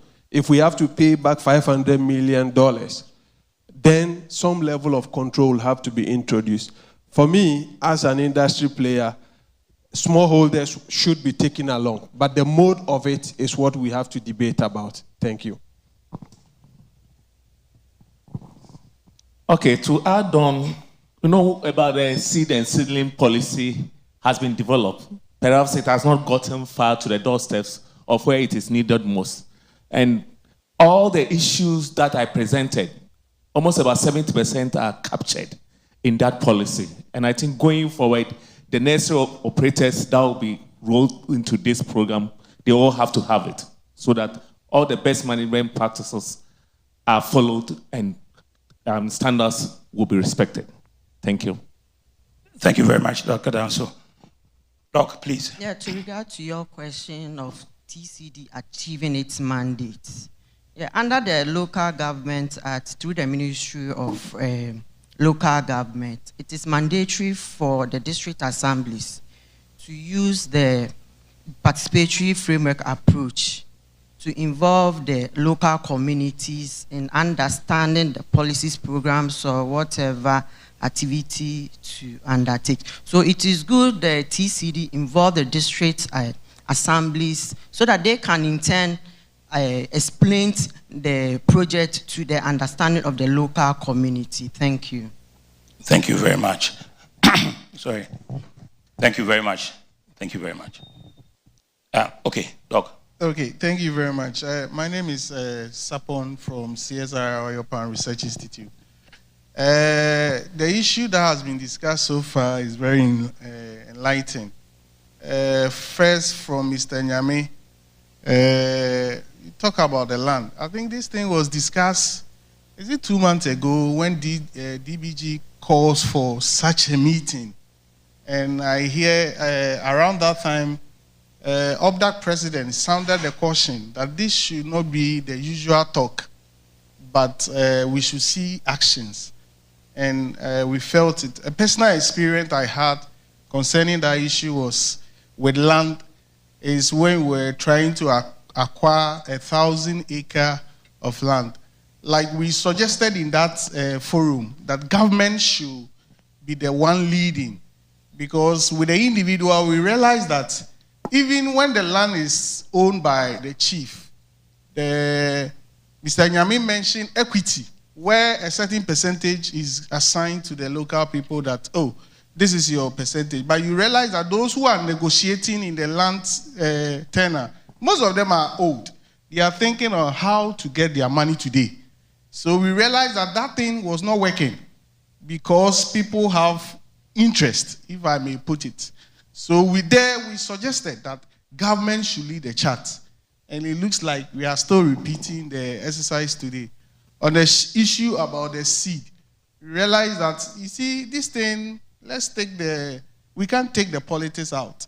When government wants to supply seedlings for a company, and CSIR oil palm is available, our seeds will be there. But the contract will be given to private owners. And these things, we face it here and there. And every day we will come and talk, and it keeps on repeating. How do we put an end to that? And this is the issue we address. I think lastly, the one that I'll say is about the presentation by Prof, financing. Prof, what you spoke about, we also spoke about it 2 months ago. The question is, Sikanway, where is the money? I think we have been talking. Where is the money? And that will end the conversation. Thank you very much. Thank you very much, Doc. Please go ahead. My name is Abraham Bafo from ProForest. The first speaker spoke about institutional mapping. But what is also very important is mapping the issues that we know exist in the oil palm value chain. One thing that I have seen a bit missing is we all know land acquisition is difficult. And we've talked about it extensively this morning. But once you've got the land, the oil palm companies here know that if you want to do responsible oil palm development, there has to be a number of impact assessment. And sometimes by the time you finish, you can only plant 30–40% of the land you have acquired. And there are institutions and organizations who are very good in helping us navigate through that complexity. And so if we don't identify the issues and we just identify institutions, what are the institutions going to do? So we have to identify the issues, map the institutions, identify the expertise within the institutions we have mapped, and then match them with the issues we have. In that case, we can support TCDA to deliver the mandate effectively. Thank you very much. Thank you very much. Please. Okay, please. All right. So, for us at the Office of the Head of Local Government Service, we have some collaboration with TDCA. So that is what our wish is. We still deepen our collaborations. In October 2026, district assemblies will be doing what they call their annual action plans. The challenge is that we do a lot of activities at the national level, but it ends up not getting to the district or local level. So we have oil palm project currently being run, but you go to some district that might benefit, they might have not received the information yet. So as much as possible, let's get the information to those at the grassroots so that they can also participate in the project. Thank you.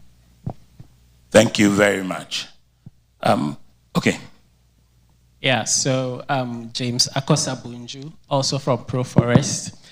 I think one of the key things TCDA should consider in terms of collaboration is also with institutions. So, Ofaya, you notice that even for TCDA, the task force guys, they even have issues working with other government agencies at their post. So sensitization of people about TCDA has to be intensified. A lot of people still do not know what TCDA is up to and what their mandate is. I know there is some work ongoing with regards to this, but I'm just trying to re-echo the fact that this is very, very important to ensure collaboration. And to add up to what Abraham said, I think when Honorable was speaking, Dr. Andrews, he mentioned traceability. And then I realized that the president of OPDAG also talked about traceability, and he linked it to smuggling. Traceability is not just about smuggling, it's about getting to know where materials are coming from. And it is also for you to be able to manage the environmental and social issues that are related to these sources of materials. So TCDA must position itself to be able to handle these issues and make sure that the right thing is done. Also for the EU markets, talking about EUDR and the likes. Thank you. Thank you very much, James. Socialization of the TCDA's mandate, which is happening. Our collaboration with GTV, our various engagements that we've already done and we are going to do on socialization of TCDA's mandate. You talked about traceability. Thank you very much. Thank you very much. My name is Ransford Cranton. I'm the Administrative Secretary for CCLJ, Climate Communication and Local Government. We are here purposely to get the rightful information when we meet our people or the grassroots, the consumers of our products, the rightful information to give them. Last year, we had an opportunity of mobilizing reps from all the MMDAs, that is Metropolitans, Municipal and District Assembly. And we want clarification on this. What is the involvement of climate adaptation aspect in the activities of TCDA activities in terms of clearing of land, plantation and chemical use, and even disposal after manufacturing? Because I'm not all that old, but I came to hear a history about when cocoa came. It got to a point in time everybody wanted to do cocoa farming. And it got to a point in time it was contributing to global warming, especially in this part of the country. And here lies the case. Some activities are contributing to it already. And if clearing of land purposely to go into palm plantation, going to cause also this problems, it will also cause a problem. How are we involving climate adaptation unit or experts in the activities of TCDA? Thank you. Thank you very much. Our industry is regulated by the RSPO, and I would want to say that all our major processes and refineries are RSPO compliant. We are in the process of collating a document for Ghana itself. So thank you very much, my friend. That is on the table. But we already have institutions that are fully RSPO compliant. and they are ready to share their experience. Can I make with a us. contribution? Yes, please. Yep. I have 3 key points I'd like TCDA to look at. Number one is we are told that with VAT, 20% VAT, that artisanal millers can't sell their palm oil. So without it,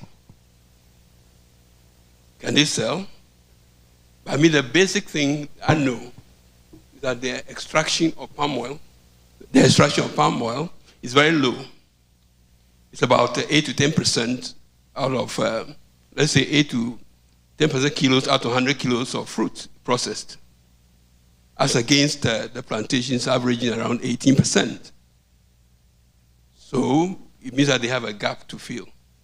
I believe that that gap, according to Solidaridad, they can do that with improved processing facilities. So I believe that TCDA should look at that closely. My next point is on side selling, which MD of Top mentioned. But there too, there's a problem. During the first 6 months of the year, there's a high production of palm fruits. And there, sometimes, they don't buy the fruit from the farmers.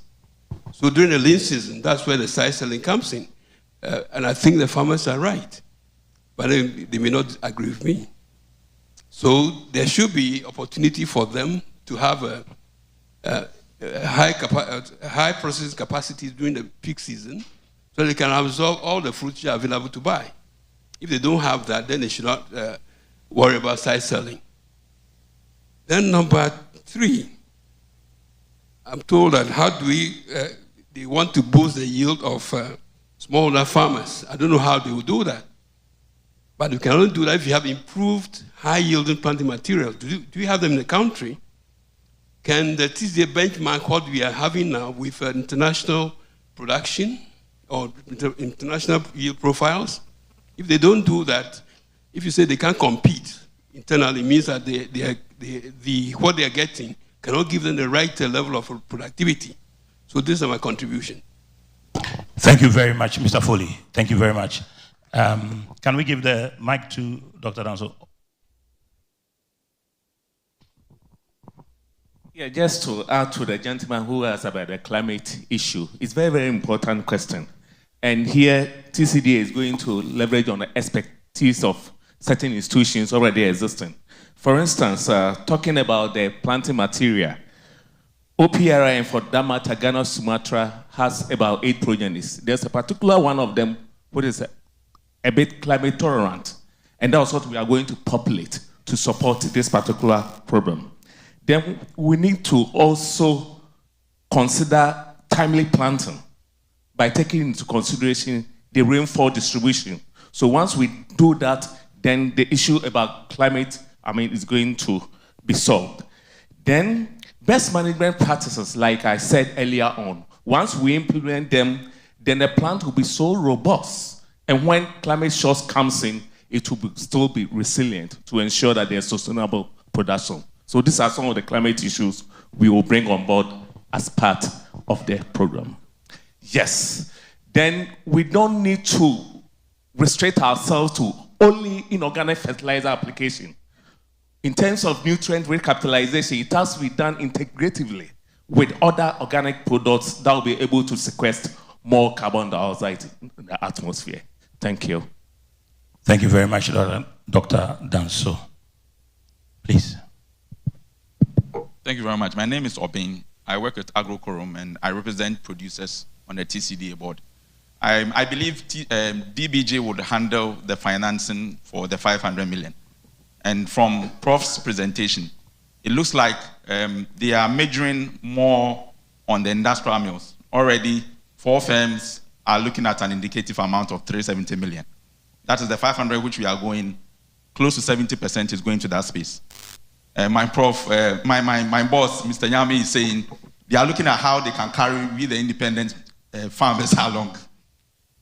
What I would advise is DBG should look at the 70%, the people who cover 70% of the industry, and develop products which can suit them.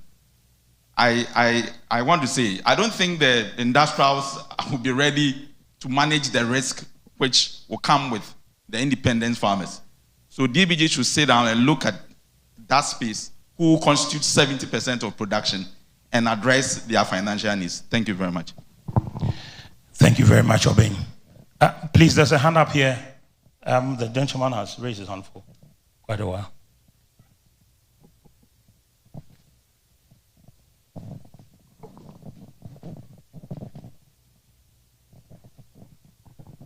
Thank you. Good day. I'm Ebenezer Gempa, law student, level 300, so I'm a student.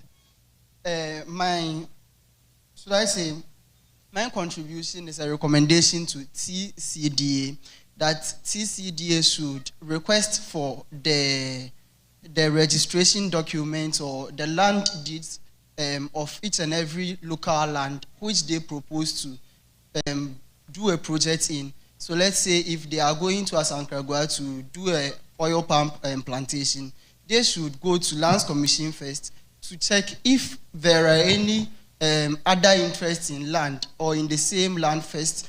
I believe this will curb future litigation.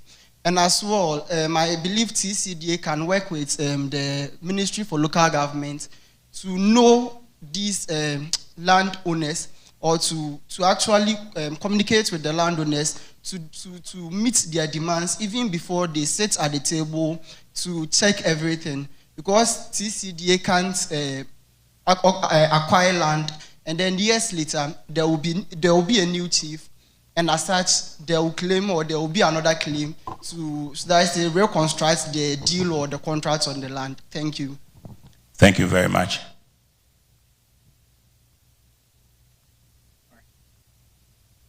After you, please, after you. Thank you. My name is Gustav Quist, but I call myself a poor farmer. And my question is basically, my first question is basically addressed to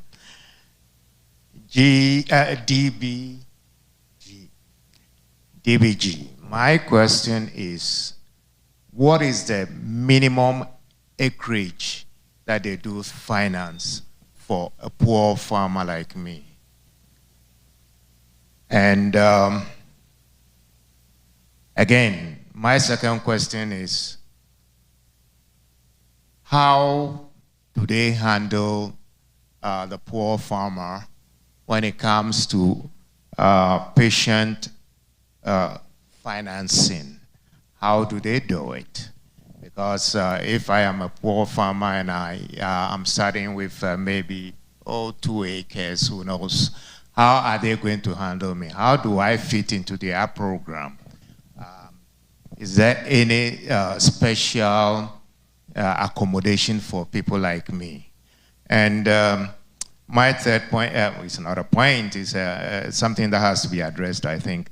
I've heard 1,000,000 times about this 500 million something that is out there for everybody to access.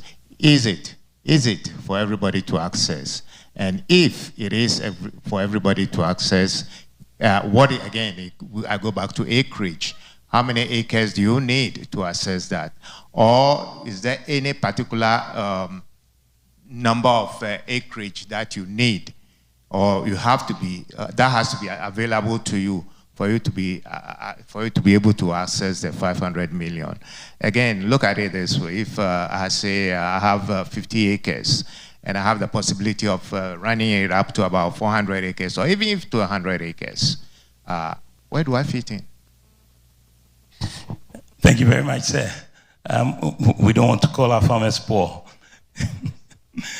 Before DBG, please get ready to provide an answer. But before then, sir, please, your question. My name is Prince Osei from Primo Cold Chain Logistics. I think the funding is focused on farmers, but no problem. They are the reason why we are here anyway. But as a young entrepreneur who is into farm gate transportation, I want to know how resilient TCD is monitoring and evaluation, or monitoring and inspection, how resilient it is, so that as a young entrepreneur, I go into transportation and I want to scale up to also maximize profit in this palm oil industry. And at the end of the day, I do encounter unregulated competition. So I want to know how resilient the task force operation are. Thank you. How resilient the task force operation is. DBG. Is DBG here? Please, 1 moment. Can we give the mic to DBG? Just a few questions. Thank you very much. Somebody is asking, where is the money? The money will come soon. Don't worry. Well, for DBG, I mean, we have a very clear mandate. Our mandate is to support businesses that are bankable, right? So we do not discriminate as far as businesses are concerned, whether large, medium, or small, or even micro. You will be able to access our funding. Our model, as I mentioned earlier, is that we operate a wholesale banking model. And so we do not lend directly to businesses. We work with what we call participating financial institutions. And the participating financial institutions include the mainstream commercial banks, the big ones. It also includes the savings and loans. It also includes the community banks as well. And so depending on your need or the ticket size or how much money you need, you have to approach your bankers. Okay, so if your farm is small and you don't need big money, perhaps your banker will be a savings and loan or rural bank. Okay, once you approach the rural bank and rural bank is within a participating financial institution system, they'll come for money from us and then they'll on-lend to you, provided you have presented to them a viable business case, okay, that you have demonstrated repayment capability, that they will not give you the money and then tomorrow you come that you cannot pay. So that is very important. Once you are able to show that, yes, we want our money to reach the last mile, those that are underserved like you, that is where we want our money to go. So we are ever ready to provide funding for both large estate and small, medium-scale enterprise. So that will be my answer. For the money, the minister says by end of December, it will come. So we hope that it will come. Thank you very much. Thank you. By end of December, Sikana Beba. Please. We'll have 3 more questions, and then CEO will make some remarks, and then our chairman will give his closing remarks. We'll pray, and then we will be out of here. Sir, please. Thank you very much. My name is Kojo Beku, the Executive Secretary for Ghana Small Scale Oil Palm Producers Association, GUPA. I want to touch on what the ever-eloquent Mr. Nyame captured concerning their inability to retrieve facilities when given to smallholder farmers. I believe that if the TCDA collaborates with smallholder farmers association just like ours, who focus primarily on mobilizing, educating, coordinating the smallholder farmers, we can easily address some of these issues. And so mine is for us to collaborate more so that we can bring our father on board, our father who said he's a poor farmer. I know he's not, he just want to be charitable, so that together we can build a successful program. Thank you very much. Thank you very much, Mr. Beku.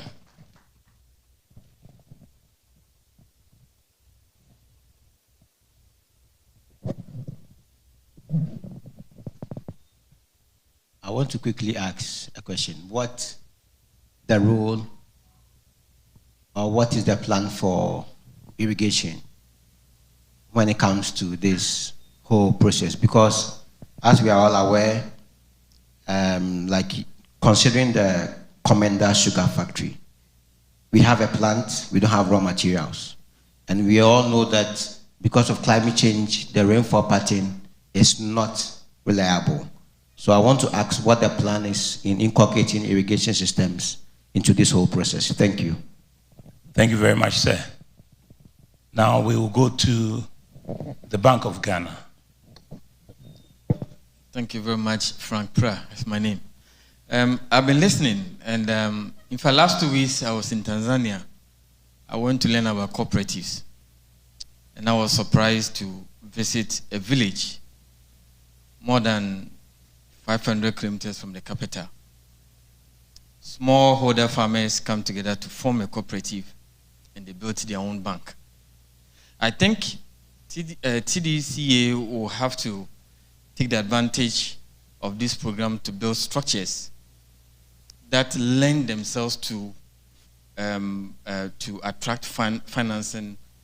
For what Development Bank is saying, what I heard Bob present, these are structures we need to develop to allow smallholder farmers to be financed naturally. So if there are cooperatives that we have to build for the 30%, we need to begin to learn how to put in legal arrangement to make cooperatives become bankable so that they can compete with the commercial farmers. We cannot say only commercial farmers should be rich. The smallholder farmers can grow to develop their own development bank if we have appropriate structures in place. So I'm just hoping. The bank is exploring that opportunity. I'm hoping we'll use this program to build those structures to allow our smallholder farmers to become rich. Thank you. Thank you very much. We've heard about institutional mapping, stakeholder engagement. We've heard about involving the district assemblies. We've heard about seed and seedling production. We've been asked to ask government to lead on land acquisition. We've talked about impact assessment and aligning institutions. We've also talked about, somebody has asked about plan for irrigation, information sharing, traceability, sustainable production and climate. There are also issues on 20% VAT, site selling, low oil extraction rate.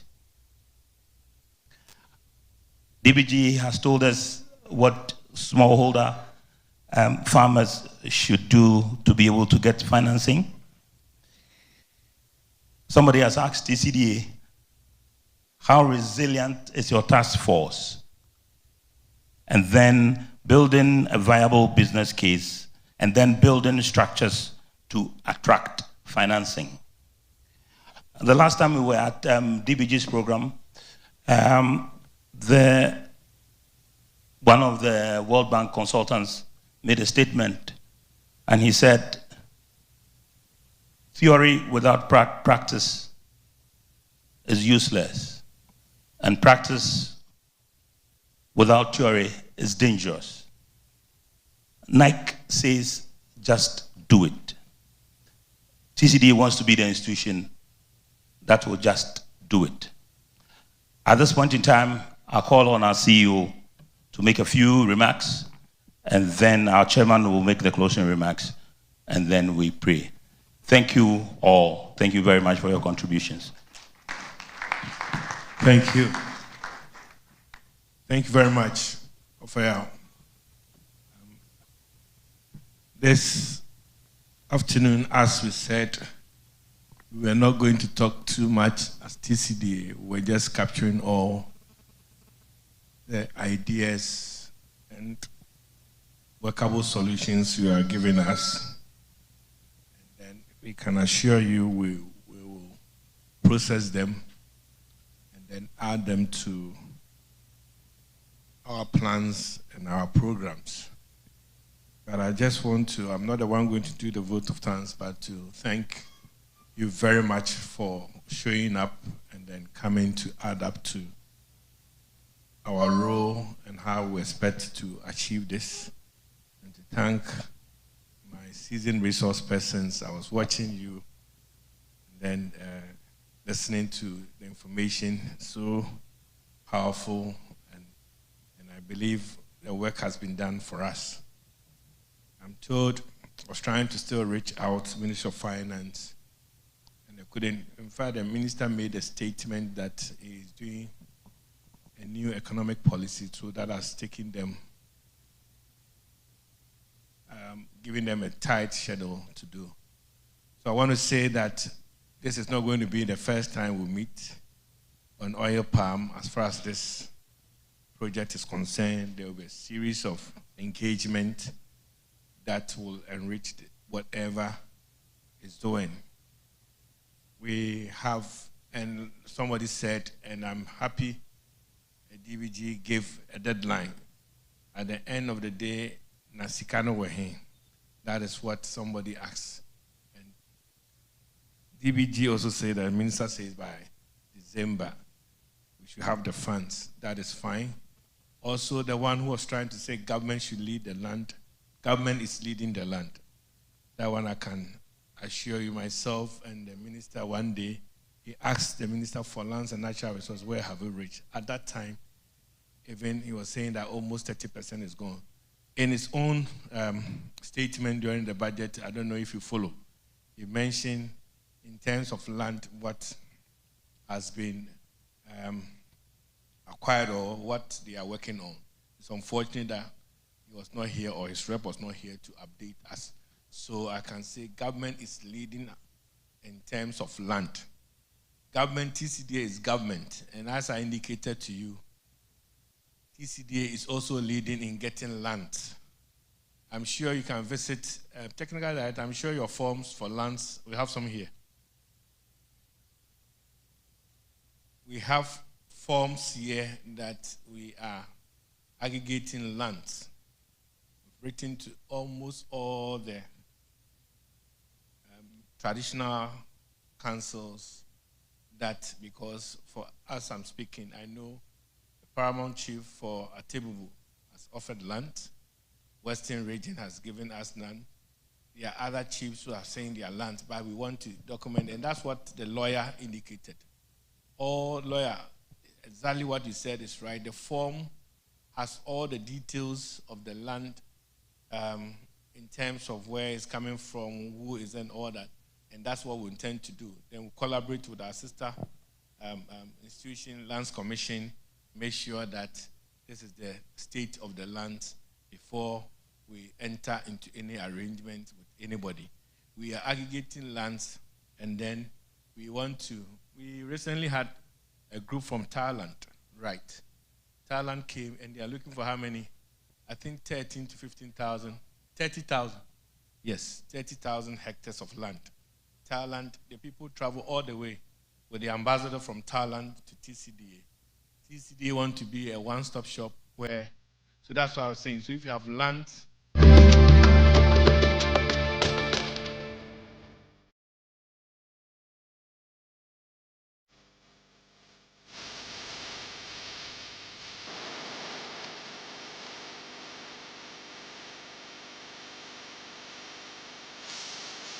GTV, the authentic and trusted voice of Ghana.